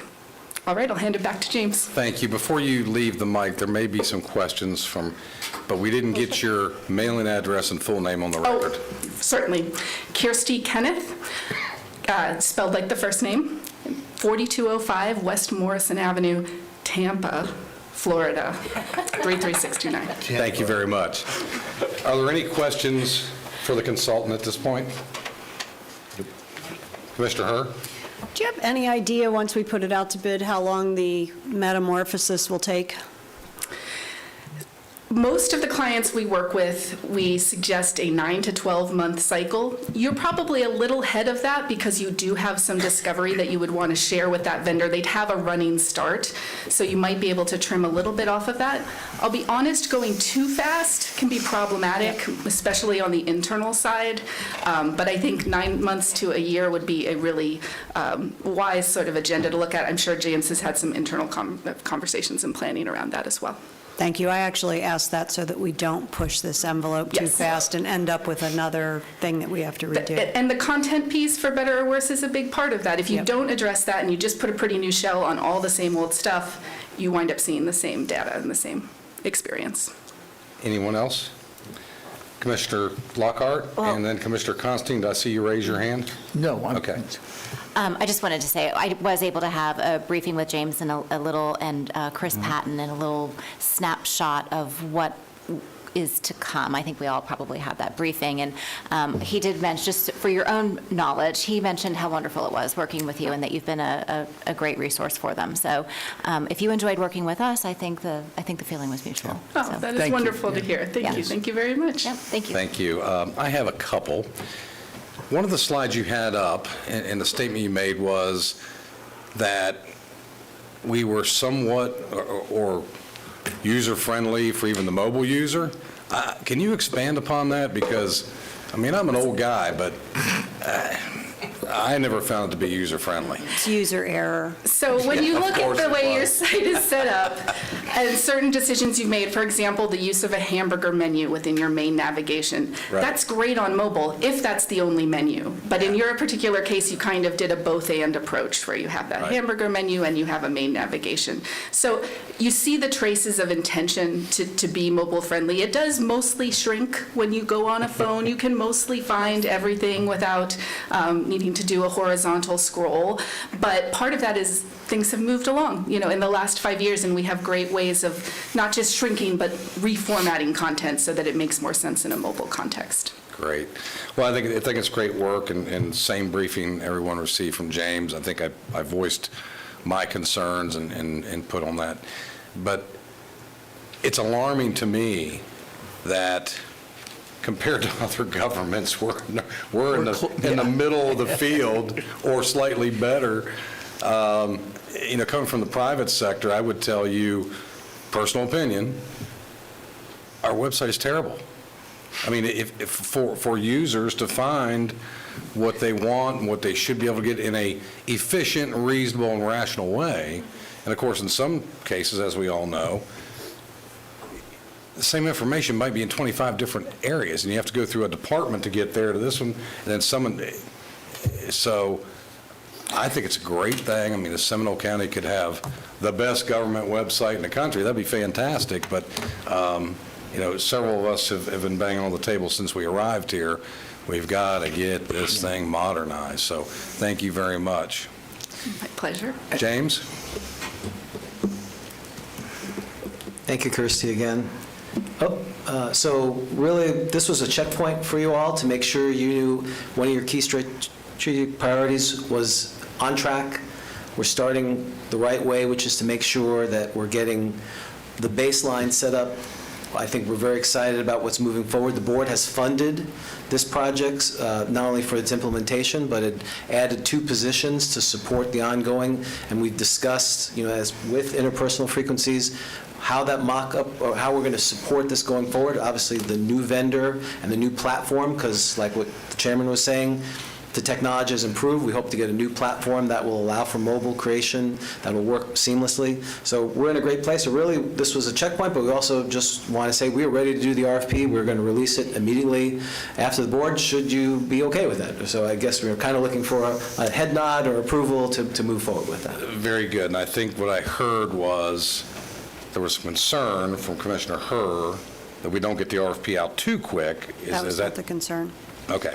My So- question was related to how long it takes once we select someone to redo it, and that we need to pace ourselves for that. While the RFP is out, we ought to all be thinking internally about the things we already know, 12th grade. I can't believe I'm saying this out loud. 10th or 12th grade. Yeah, 12th grade reading level is probably not where it needs to be. It needs to be in English and not in government speak. I still struggle with that 3 years into this role of, what does that mean? And I do read above a 12th grade level. So we need to be thinking that from a content perspective, which will speed up the process, but not necessarily doing work twice. That was my reason for asking the question. Anyone else have any comments? I was just going to echo what you said, though. I mean, the thing that is always positive is that you recognize when you want to improve, and we're doing that, and we're moving forward, and I think that's very important. So I think if I'm interpreting the consensus, Move forward. that we want to move forward, is it a fair analysis? Yes. Okay. James, I think you have your direction. It seems that it's a full consensus to move forward. Next steps. Thank you, Mr. Chairman. Thank you, Commission. Really appreciate it. Thank you. All righty. Next up is going to be Ms. Kayla Torrey, our county attorney's report. I have no report today, Chairman. Fantastic. Does that mean we're all in good shape? Yes, everything's From a perfect in the legal county attorney's perspective? office, yes. Perfect. Okay, next will be the county manager's report. And I'm going to give you a gift as well. No report today. Well, if I can get... And you all are good. If I can get 5 more of us... If I can get 5 more of us on that deal. Oh, boy. Okay, any questions for the county attorney and county manager? Seeing none, we'll go to Commissioner Constantine, District 3 report. Well, it's always terrible when you go first, especially after those 2 non-reports. But I'm going to guess what others are going to say, because there's so much going on in Seminole County, and many of them are in their district. But I'm just going to do the best I can to just go through these. Seminole County Business Expo on the 24th of January was just well-attended and an excellent program. We had a meeting on the Rolling Hills Public Meetings on the 24th also. Christian, others were there, and it was Chris, many others from the staff, as well as the consultants. And we're getting a lot of positive feedback. The concerns that they had before and still have are things that we can address. The FDOT had a public meeting on the 25th on the I-4 truck parking, and I think we all know that the federal government has given us a gift, if you will, or not us a gift, but mostly the truckers. We are now going to have funding for both for all the Osceola, the 2 Volusias, and our site, with the orange being put in abeyance for a time being because they have more work to be done. And at the MPO Alliance meeting, which was just last week, they also discussed that. So it's looking like that's going to be something that's going to be moving forward next year, all of them. Let me keep going here. The Seminole County Fire Department did an annual award ceremony, which Commissioner Delory and I attended. It was really nice to see all those officers or firefighters receive awards well deserved. I don't have to tell you, and Commissioner Herr and Commissioner Lockhart were there also, but all of us know how important the Wekiva Parkway grand opening was, and that was something that was just so exciting to see and happen. on the 31st, I attended the Seminole State College Law Enforcement Academy graduation, and if you've never attended, it's very short, and I would just suggest that you try it the next, or go when you can. It was amazing. Every one of the 7 cities, as well as our own, had officers there that had been sponsored by one of the different police departments, and to see how wonderful that was when they graduate. We received 9 new officers that went through the program. It's a great program that SSC does, but also that it's such a cooperation with our police departments. Sad note, on February 2nd, we had a celebration of life for Katie Moncrief on the river at Katie's Landing, and I have to tell you, it was just perfect, just perfect way to thank someone that has been so significant in this community. On the 7th, Calno had a meeting in Castleberry, and we had a long presentation about their police station. It was at the police station, and I saw the 2 hides there, but it was a wonderful, and I know that they're very excited about it, and it was a beautiful presentation. On the 15th through the 18th, down at the Ritz Theater in Sanford, we're going to have Love Your Shorts films. It looks like it's going to be an exciting event, and it was well publicized and presented in the newspaper this past week. Also, the Regional Planning Council, East Central Florida Regional Planning Council, on the 21st will have their Diamond Awards, which I know that Commissioner Lockhart helped restart from their old awards that they used to give, and it's going to be exciting. It'll be at the Lake Mary Event Center. I had to take a breath. And also, I did want to say that on talking about the Wekiva Parkway, on the 24th, between 8 and 12, at Neighborhood Lakes Trailhead, they are going to have a community festival for the event. I think we're going to have a table there. I believe we are, as well as some other local organizations, as well as counties.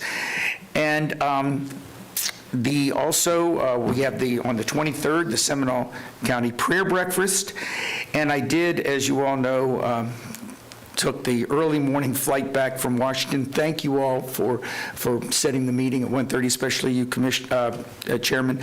But that event, I will tell you, I mentioned the economic profile. Every one of the counties in the nation, they did an economic profile of. It's online, and I would suggest that especially, Darren, I think you're going to really enjoy. I mean, it tells you everything about every single county and where we stand and what we're doing. They had great presentations on federal transportation funding, on AI programming, so all of those are also available potentially online. Of course, attended the 2 Board of Directors meetings, but we were also given the great honor of presenting the wreath at the Tomb of the Unknown Soldier. Again, this year, Florida was on Sunday. Yesterday, surprise visit, sort of surprise visit. Any president surprise visit means that you get 12 hours notice and have to go through every security event that you possibly can. But President Biden came to the National Association of Counties, which he wasn't planning on doing. I will tell you that, rather interesting, he got there late and he said, "I almost forgot." Is the way he put it. But he did. He was actually very good. And then last night there was a dinner at the French Embassy, and that was wonderful. I do want to wish Hope, the better half of the Hyde family, happy birthday. Also, Christian, your birthday is tomorrow, is it not? Is he even? Yep. Happy birthday to Christian. And on the 20th is Commissioner Delorey's birthday. So happy birthday. Bob, did you want to forget that? Is that what? Not my report, it's yours. Thank you. And I think you all saw on Sunday the story about the Live Local Act, which I talked to you about before, but I'm really, really concerned about that. And right now, the legislature is saying they're not going to change that. So that's not good news. For all those, happy Valentine's Day out there. And also one date that people seem to forget a lot lately is President's Day, honoring both President Washington and President Lincoln is next Monday. So with that, I'm done. Okay, Commissioner Lockhart, District 4. Happy Shrove Tuesday. Tomorrow starts Lent. Oh, that's right. Yeah. Get your ashes. For any who participate, that's tomorrow. Pancakes tonight. Pancakes tonight. Right? Are we the only people who do pancakes on Shrove Tuesday? Everybody's looking at me blankly. Okay, I'll go away. Yeah, That's Mardi Gras. Yeah, Tuesday, Fat IHOP Tuesday. delivers. All right. So I've Only got. you would know that. Here's a number. Only you. I have one appointment, and that is Mike Sinan to the Code Enforcement Board. He is fulfilling the term beginning January 2023, going through December 31st, 2025. I believe all of you have received a copy of his application. Second. Motion and second. Any conversation? Seeing none, all those in favor? Aye. Opposed, like sign? Seeing none, unanimously approved. And many of you may remember Mr. Sinan from his days in local media, and so this will be a fun opportunity to have him be on this side of a dais in local government. Yeah, despite that, we're going to let him get him on. Right. With my new appointment to the Central Florida Zoo, I took a tour with the CEO a couple of weeks ago to just kind of get updated on things that they're doing there. Awesome opportunity. We tend to forget that the Central Florida Zoo is not just a zoo, but it's a botanical garden. So it's the Central Florida Zoological Society and Botanical Gardens. And they would very much love to partner with our Master Gardener program. So we're going to be making that connection. Great opportunity there for both organizations to highlight one another. Also, having been appointed to the Homelessness Commission, had a meeting with their new incoming chair, Shannon Gravitt, you all probably know from Advent Health. Shannon and I had a great conversation about talking about moving things forward with homelessness and the role and function of that board. And I do have something that I want to put on your radar in terms of legislation, and Tricia Johnson is already talking about this with our lobbyists. There's some varying degrees of concern because the attorney's office has also looked at this, and there are just differing opinions on this particular piece of legislation. And so we're not going to panic until we see what some of the final language looks like. But what this is potentially doing is requiring that local governments not permit or allow sleeping on public property. And so I think where there is some discussion and disagreement is, what does permit mean? Does permit mean give a permit, or does permit mean simply allow someone to continue sleeping on a park bench? If you are not allowed to permit them to sleep on a public piece of property, so you will be required then you either have to move them or create a homeless camp, which would have to be monitored, provide security, running water, and this would be allowed. You would be allowed to have this camp set up for a year. There's a group of homelessness advocates who have looked at data and have run some numbers for every continuum of care in Florida by region and also by county. And everything from the cost to set up the tents, shower, restroom rental, office equipment, transportation, utilities, maintenance, food, all of the things that would be required to set up a camp. Those costs, what they have not calculated, and the other piece of this legislation that exists, is that a property owner or business owner in your county will have the ability to sue the local government if they permit the homeless person to sleep on the public piece of property. So what those suits may look like and what the exposure there may be is not able to really be calculated. So there is a potential, laundry list. I will just tell you, these are not our numbers, and Tricia, I know we were waiting to have someone kind of confirm these, but right now, the estimated cost just for Seminole County,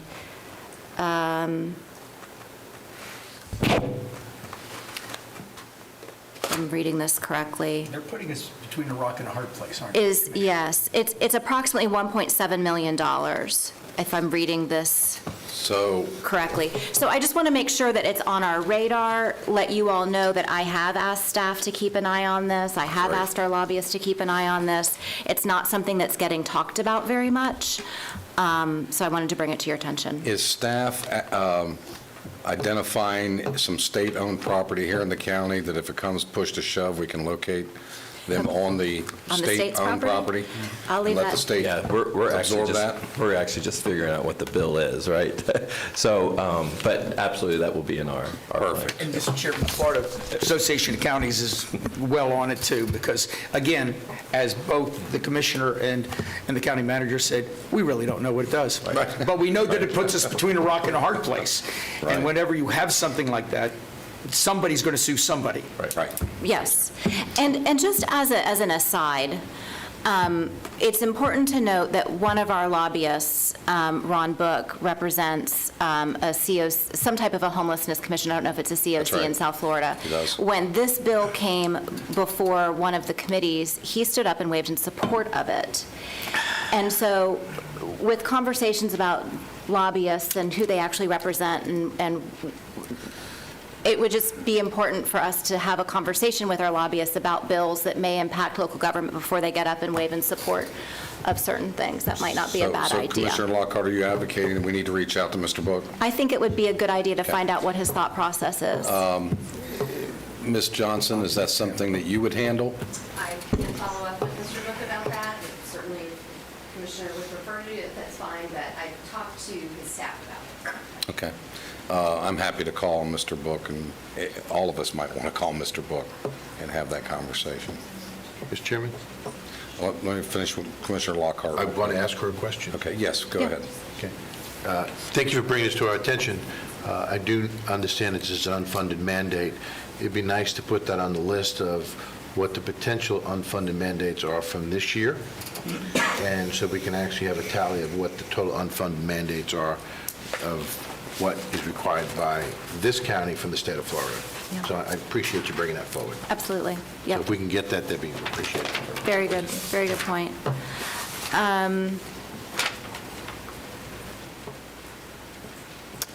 Had a visit with the regional director of the Adult Literacy League. Her name is Peyton Whittington, and she actually lives here in Sanford, and she said she went to Haggerty High School. She's a Seminole County girl, and just had a great conversation talking about all of the services that the Adult Literacy League provides our community for free. We don't think about everything from ESOL, English speakers of other languages, or folks who just through circumstances of life are not proficient readers or writers, and definitely opportunities, I think, with our I think they utilize our libraries for classes, but any type of way that we can continue to partner or expand that partnership, I think would do all of our citizens a great service. We got also another new appointment to the Central Florida Commuter Rail Commission. Met with staff yesterday from the attorney's office and the county manager's office to get up to speed on some of the draft language that is being discussed. It's still very much in draft form. All of the agencies, county managers and city managers are discussing all of this at this point to bring back. The CFCRC does not meet again until March, so both the January and February meetings were canceled. So we're just going to have to delay some of those conversations until we can get together. But one of the things that came to my attention is that apparently there is a citizen advisory committee and somehow we appointed 2 people to the Citizen Advisory Committee. One of them, unfortunately, I believe, has passed away, is no longer able to serve. And so I was asked to appoint a new person, but it's not something that's on our list of appointments. And I'd like the board, if we could, to look at that appointment and see what the genesis is of that and what the appropriate way to move forward in that appointment should be. We can check into the, my office, I think, has all the bylaws of most of those boards. I don't know if there's one. There should be some guidance. I don't think that one is on the list. Mr. Chairman, I believe to be on that committee, you have to be a user of Sunrail at least once a week. Right. I know that's one of the prerequisites. Well, and so the question is, who's digging up this person that rides once a week, and whose responsibility is it to appoint? Is it either a board appointment, chairman appointment, or a representative that sits on there making a recommendation for an appointment? Right. I'll find that out. Great. Okay. Well, look. All right, we need to add it to the list. Want to thank Commissioner Zembauer for the lovely roses Oh, sure, in absolutely. honor of Valentine's Day. That was a very thoughtful gesture. Until I found out You did not get a rose, Commissioner Commissioner Herr's Constantine. allergic to them.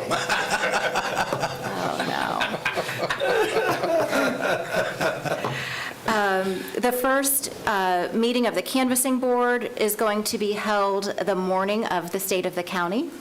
So at 8:30 in the morning, I will be, hey, listen, it was originally planned in the middle of the state of the county. So at least someone was gracious enough to be kind enough to move it to the morning so that we could attend the state of the county. So that will be the organizing meeting, and then there are several meetings that are scheduled throughout up to and through and after the presidential preference primary, and all of those dates will be available if any of you are interested in knowing those. We also have, in my district, some concern related to flooding in the Eastbrook community. We already have a study that is currently ongoing. The consultant and our team in Public Works have been in close communication with the neighbors who have this concern. One of the great things about Seminole County is we have a lot of highly educated, well-qualified citizenry. And so we have some engineers that live in this community that are looking at the flooding, and they're questioning whether the study is actually going to help their particular situation. So great to have really engaged citizens, and our team is going to go out there and do a site visit and make sure that we have confirmed that their concerns are going to be looked at in this study, and hopefully the result would be alleviating it, but we'll find out. I got a head nod. And that is, one last thing. I'm so sorry. This isn't on the list, so don't blame Patty for this one. Code enforcement is just a challenge everywhere. It's a challenge here. Our team has done a really great job in many areas of trying to pull together all of the affected parties, and I know they're looking long-term at solutions. One of the things that is a potential opportunity for us to talk about maybe next legislative session with, in terms of priorities, there was a law put in place that code enforcement complaints cannot be anonymous. And I will use the example that we had today. The neighbors are fearful to file a complaint because the complaint cannot be anonymous. I have elderly constituents who live in neighborhoods where the sheriff's office is very familiar, they're frequent flyer neighborhoods, and these elderly citizens are afraid to speak up on code enforcement issues. And I think it was probably well-intentioned. You don't want there to be, nagging, frivolous complaints if they're anonymous. But I think the pendulum has swung so far the opposite direction. I have another situation in my district where someone filed a code enforcement complaint, and in retaliation, a neighbor called the sheriff's office and said that they had animals in the backyard that were being abused. So deputies show up expecting to find this backyard full of abused animals. Well, this person doesn't even own an animal. And it was in retaliation for the code enforcement complaint they'd made.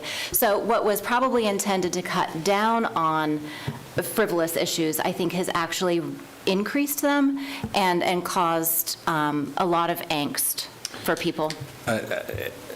It's a very good point, Commissioner Lockhart, and I agree 100%. What I have been forced to do, because of all the reasons that you've stated, is when it comes to my office, I just make the complaint myself. And call code enforcement and say, here's the problem, if you need a name, use my name. Because we have, we do have elderly people, and we saw so many things that, people don't conduct themselves in a proper fashion, that intimidate neighbors and so forth. To me, it's a cost of doing business to give your name, and it's a false claim. This past week, I had the same thing in my district. Ironically, we got a chuckle out of it, where a neighbor, they were going back and forth and making complaints on each other. Yep. And one complained to one across the street, so code enforcement went out there. There were no violations on that property, but they found violations on the property of the one that called and made the complaint, who's now upset that code enforcement has cited them. I mean, you can't make some of this stuff up. No, you can't. And it's, agreed, maybe well-intended for some reason, but we do have the ability, I've learned, that if there are false complaints, then charges can be levied against that person making the false complaint. So I think that's not a bad idea. I would support that 100%. Absolutely. Yeah. Thank you. Negative Nelly over here says they're not changing it. Well, remember, he was there for a while. You just know. I mean, it's like everything else. They throw it back to the local government to solve the problem. And I do the same thing you do, Mr. Chairman. When I get these complaints, I just sit there and say, hey, I got a complaint on this area. If you need to put a name down, I put mine. But I'm not being facetious when I say, they're not going to touch that. I wish they would. I would love to be able to at least broach the subject prior to the next session to just see what the temperature might be. Well, Doesn't hurt to inquire. And to the point of Commissioner Constantine, which I think is a more question from a legal perspective, what if we just ignore it anyway? No, seriously, what is the complication? What's the ramifications? Our county attorney can't say to ignore. I'll tell you the ramifications, and before Ms. Latour speaks, if she needs to, is that because we have someone else doing our code enforcement for us, that they're following the rules. Understood. So Well, I think that's why we're going through this whole process. state of code enforcement and what it is. Sure, understood. All right, thank you for indulging me. Thank you. Commissioner Delory. No, it's Commissioner. I'm sorry, Commissioner Herr, District 5. All right, well, I'm going to pick up where you left off and say that I do the same thing, except I actually go visually see the site before I make the complaint, so that we can not do that. But I think that legislation actually negatively impacts the most vulnerable communities worse than it negatively impacts anywhere else, and that's just not good because of the fear factor. So I'll start my report by saying happy birthday, Hope, Mrs. Hope Hyde. We wish you well in the upcoming year. January 31st was the first Midway Drainage Improvement Project community meeting. A shout out to the community relations team that did a great job at putting that together, John and his team that shared all of the information, and Mr. Barfield, who did a good job of explaining what we were doing out there. We were very upfront and said that this is where the project stalled the last time, and that if we don't get drainage easements this time, it will stall again. So that has been consistent messaging from the very beginning, but I think the words I used was, we're at the rubber meets the road stage of this game. I will also say that in today's board book, we took the first big step on actually being able to acquire drainage easements on a significant number of properties, and the process that's been set up by our team is a little bit different, but should generate really good momentum in the community. I did attend the Seminole County Sheriff's Office School Crossing Guard Appreciation Banquet and decided, because I still am in the middle of deciding what I want to be when I grow up, and school crossing guard is now on my list. Because that is just the coolest group of humans that I've met in a while, so congratulations to everyone who won. And we actually, this year, one of the nominations that won the award for the state is a Seminole County School Crossing Guard, so we may be doing a little recognition for that person from the dais. That's pretty cool. I know there was a significant amount of doubt on the staff's part about my ability to carry out this requirement of my job duty, but I did throw out the first pitch at the annual Seminole County Perfect Kids Game. Staff offered me multiple opportunities not to embarrass myself. I did not take those. If you're going to do this thing, you got to do it. It was a great event. Lots of kids that were out there for a free camp with, by the way, if you've never gone to this, professional MLB baseball players, which I actually didn't realize were going to be there. I read the thing, but it was weeks ago, until they all came, and that was pretty cool. Great event. I do want to give you a little bit of an update from CFX, just because it's been a while since I've given you one. Traffic has returned to pre-pandemic levels, so we finally can just put that in the rearview mirror, to use the transportation pun. We are still rated the highest ratings with Fitch, S&P Global, and Moody's. The 5-year work plan includes $4 billion worth of work, about a $1.5 billion impact locally to jobs and wages. This past year, with the toll discounts given by the state, $132 million were given back to travelers, so it was a significant investment on the part of just this one entity. We have passed the halfway point for equipping all our exits and entrances with the award-winning wrong-way driving technology that was actually initiated here at CFX. And there is a sustainability project that is moving forward, and that will be breaking ground in April. And it's the most sustainable project in the history of the CFX, and it's going to include, I think this is really interesting, in-road charging. So we spend a lot of time talking about forcing a developer to put in more plugs and forcing a developer to put in more infrastructure. We need to keep an eye on in-road charging and where that goes in the future.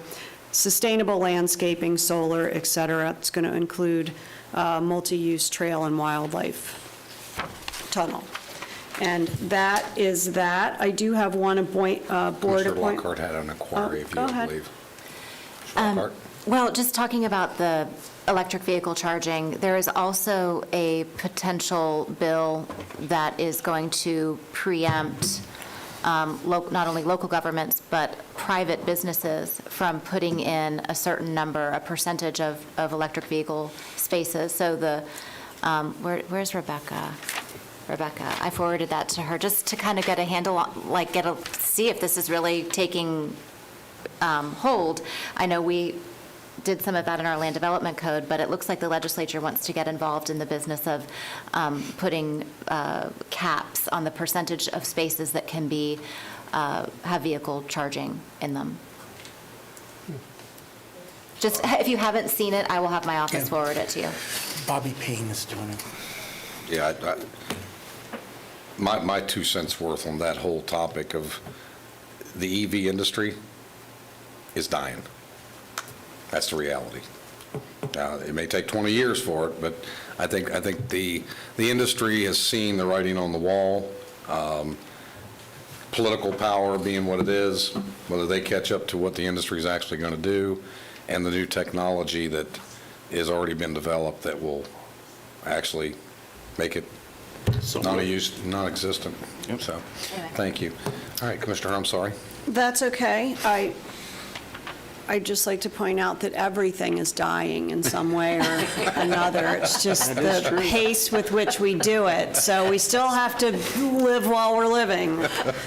I don't know why that popped into my head when you said that, but I haven't even test driven an electric car yet. I'm going to have to get a move on them. I do have one last board appointment, Yolanda McGee to the Agriculture Advisory Board, filling the term for 1/1 of '23 through 12/31 of '24. Second. Any conversation?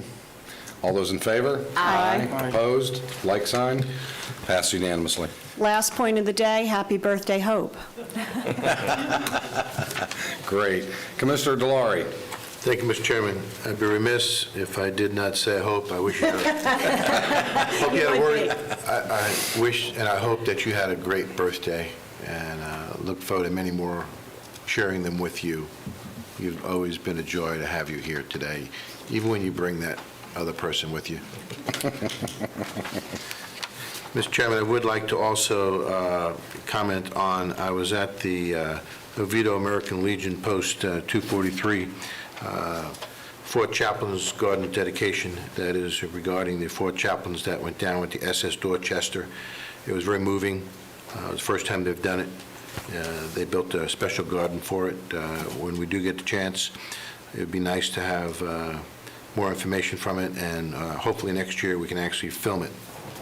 It was extremely moving to see the dedication of that and to understand what the Fort Chaplains actually did and the sacrifice that they made. The ultimate sacrifice is the SS Dorchester went down in the North Atlantic during World War II. I was also at the Community Partners meeting with Secretary Harris to discuss the switching of embrace families. I represented the Community Alliance Committee that you appointed me to, and because Embrace Family is no longer going to be the organization of choice, they have it out to bid, and we'll be hearing, as subsequent months, more from DCF regarding that, and I'll report back to you as that moves forward. Okay. Do you need any help from staff on that at all? Not at this point. Okay. We're not doing the evaluation. DCF is doing it. They're Sure. just keeping us up to speed. When we hear from it and we understand more about what's happening, I'm sure we'll let everybody know. I was also at the Perfect Game Kids Camp, where Commissioner did put out the first pitch, and she did a phenomenal job. It got there. It more than got there. Perfect. She definitely is no stranger to the mound. And I was also impressed, I was amazed at how many professional baseball players come from Seminole County. Oh, yeah. The number is quite large. We'd have a good team. And to be there in that presence with them and to hear their experience in youth sports here in Seminole County shows you that youth sports does have an important role of the young people as they enjoy the American pastime. Also want to comment on ECNL games. I did talk about the girls' game. The boys, the fields were even better than the girls' time because more time out there. Staff truly did, I couldn't believe it, did a phenomenal keeping up the fields, and ECNL commented on how well they appreciated it and were impressed with the condition of the fields. And with that, Mr. Chairman, I do want to wish Hope happy birthday. Thank you very much. I'll try to make this as short as possible between my district and chair report. I do want to wish Hope a happy birthday, and I also want to chastise her significant other. Why in the world on her birthday would you bring her to a BCC meeting? It wasn't today. What is wrong with you? It was last week. Well, glad that you're both here. Thank you very much. As you all know, the Seminole County BCC purchased the Rosenwald School in East Altamont Springs in Commissioner Lockhart's district with the intent of doing something with the historic location that would benefit the community. The history of Rosenwald schools may be interesting, and I wanted to share this following opportunity. The first viewing will be in about 20 minutes.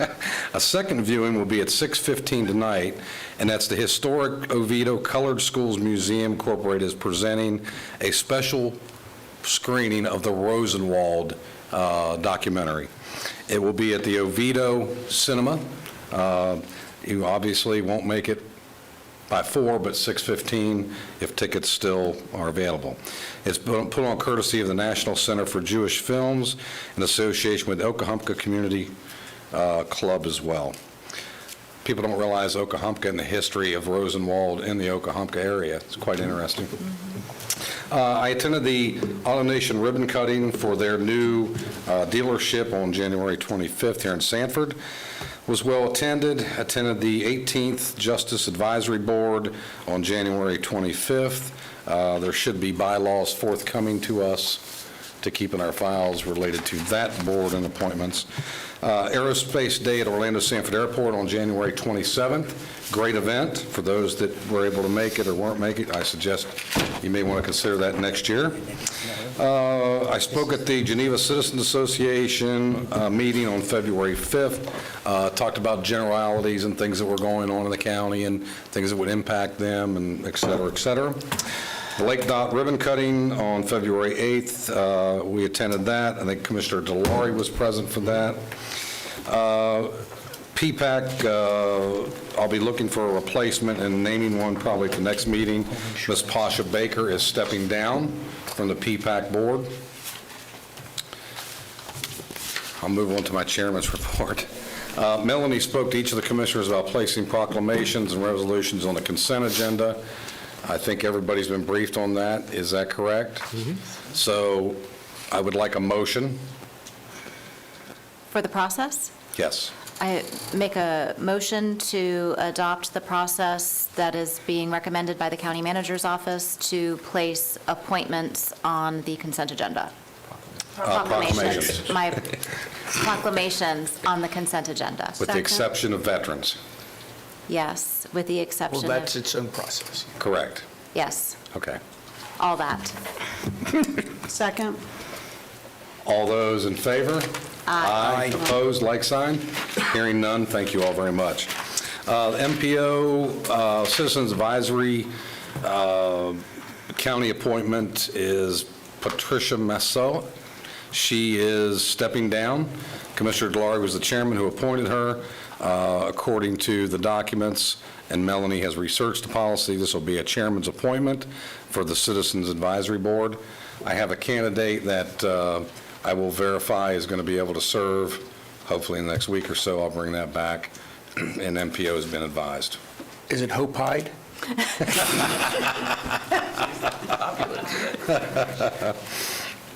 Next item up that I need some direction on is the Oviedo CRA.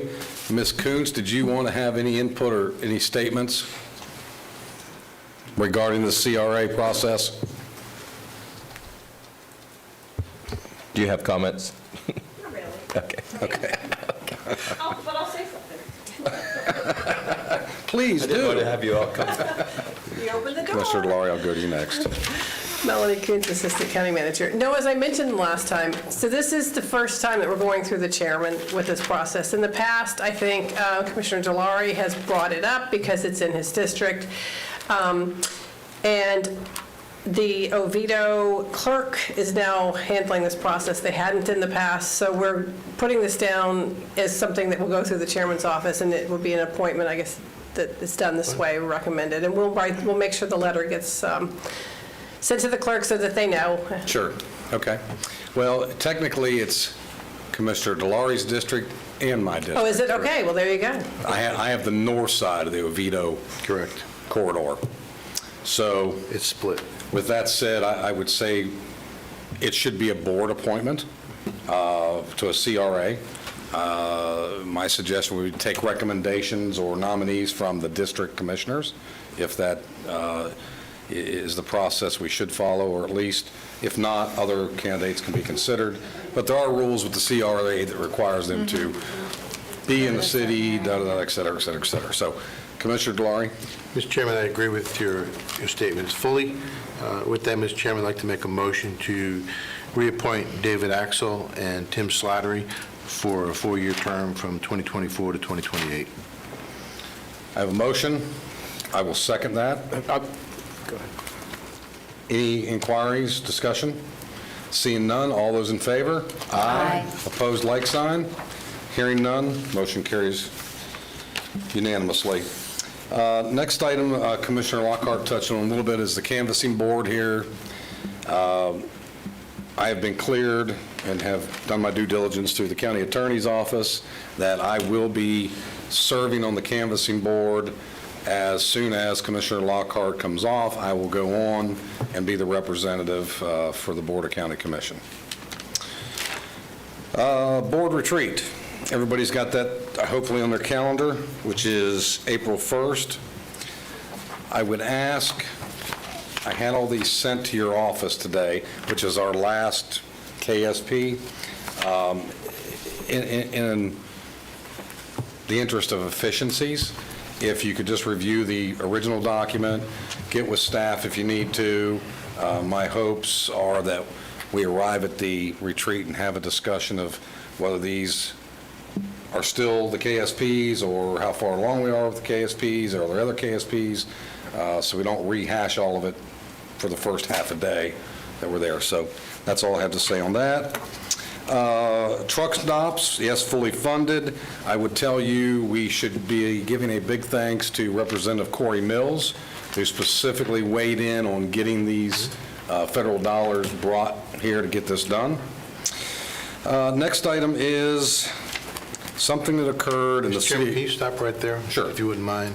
I appreciate your statement about Congressman Mills, and I think we should send a letter with your signature thanking him for his efforts. That's fine. I mean, I've thanked him in person. Well, I think it'd be appropriate to thank him in writing. On behalf of the whole board. Yeah, are y'all Sure. happy to do it? Okay.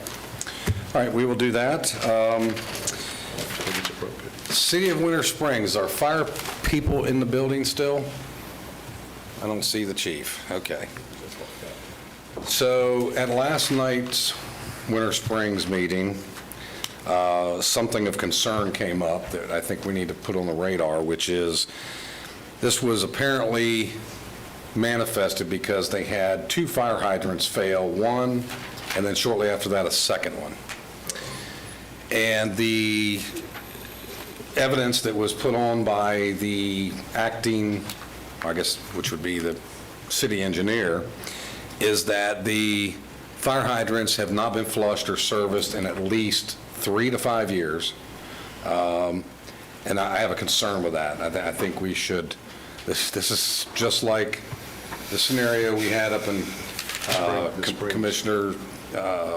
Commissioner Constantine's district up in the Springs area with that water supplier. So I would like our staff to engage with their staff, fire department, whoever has to do it to make sure the folks at Winter Springs have the capability of receiving firefighting services should we need a fire hydrant. And I think the county attorney's office has already produced a document based on what happened in Commissioner Constantine's district, that we are the oversight body of ensuring compliance with operating fire hydrants. We don't take care of them, but we have the authority to make sure that they are taken care of, is my understanding, as the governing entity in the county. So, Commissioner Lockhart, yes. So there's been a lot of discussion about concerns with that municipality, and because we do have a consolidated fire with them, there are some opportunities for overlap, which are good. Correct. Saves citizens money and provides consistency.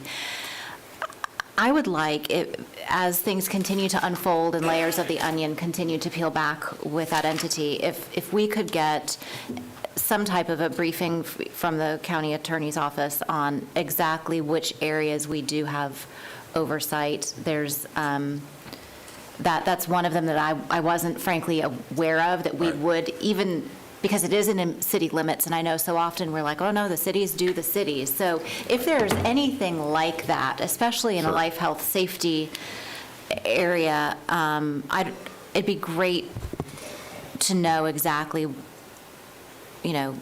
which back to pat and which throat to choke. Right. Commissioner, specifically with that municipality or with any Seminole County municipalities? Any municipality, assuming that, I think what Commissioner Lockhart's asking for, and if I'm not, I think she's asking, in lack of action or inaction by one of the cities, regardless of which city it is, I guess. We just happen to have one right now that seems to bubble to the top lot.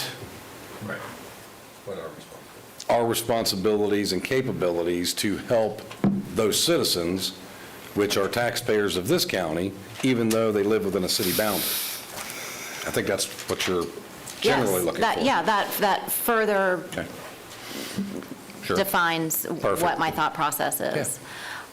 Because as we know, even when constitutional officers, when things happen, right, everyone says, well, where was the county? What was the county doing? And so, responsibility, oversight, where are we in the pecking order? Right. I think would be super helpful. And I've lived that since the hurricanes in that district with citizens constantly calling, what is the county going to do? Well, it's not the county's jurisdiction to clear the stream or fix the bridge and fix the road and all that. We've always tried to make ourselves available and helpful if they need staff help or advice. Right. But outside of that, we can't, and those infrastructure issues, but that's a good point. If you could circulate that to all of our offices, I think would be helpful. Thank you. And of course, the final thing, if there's nothing else for the good of the order, we're going to go to public input. Do we have any speakers here that are non-agenda sir. speakers? Nope. None? None. Are you sure? Does anybody, Hope, do you wish to speak today? Oh, here's yours. I would like to thank each and every one of you for the birthday wishes. Thank you. You're welcome. Thank you. So sweet. Thank you very much. All right, if there is, you need me to handle that? No, it was just under a few more appointments, so we'll check on it and get back to you. Yep, that'll be good. I do have some chairman's appointments that I will make at the next meeting because there's a couple that I need to add to that and get a full roster and bring them to you. Anything else for the good of the order? Seeing none, we'll stand adjourned. Thank you all very much.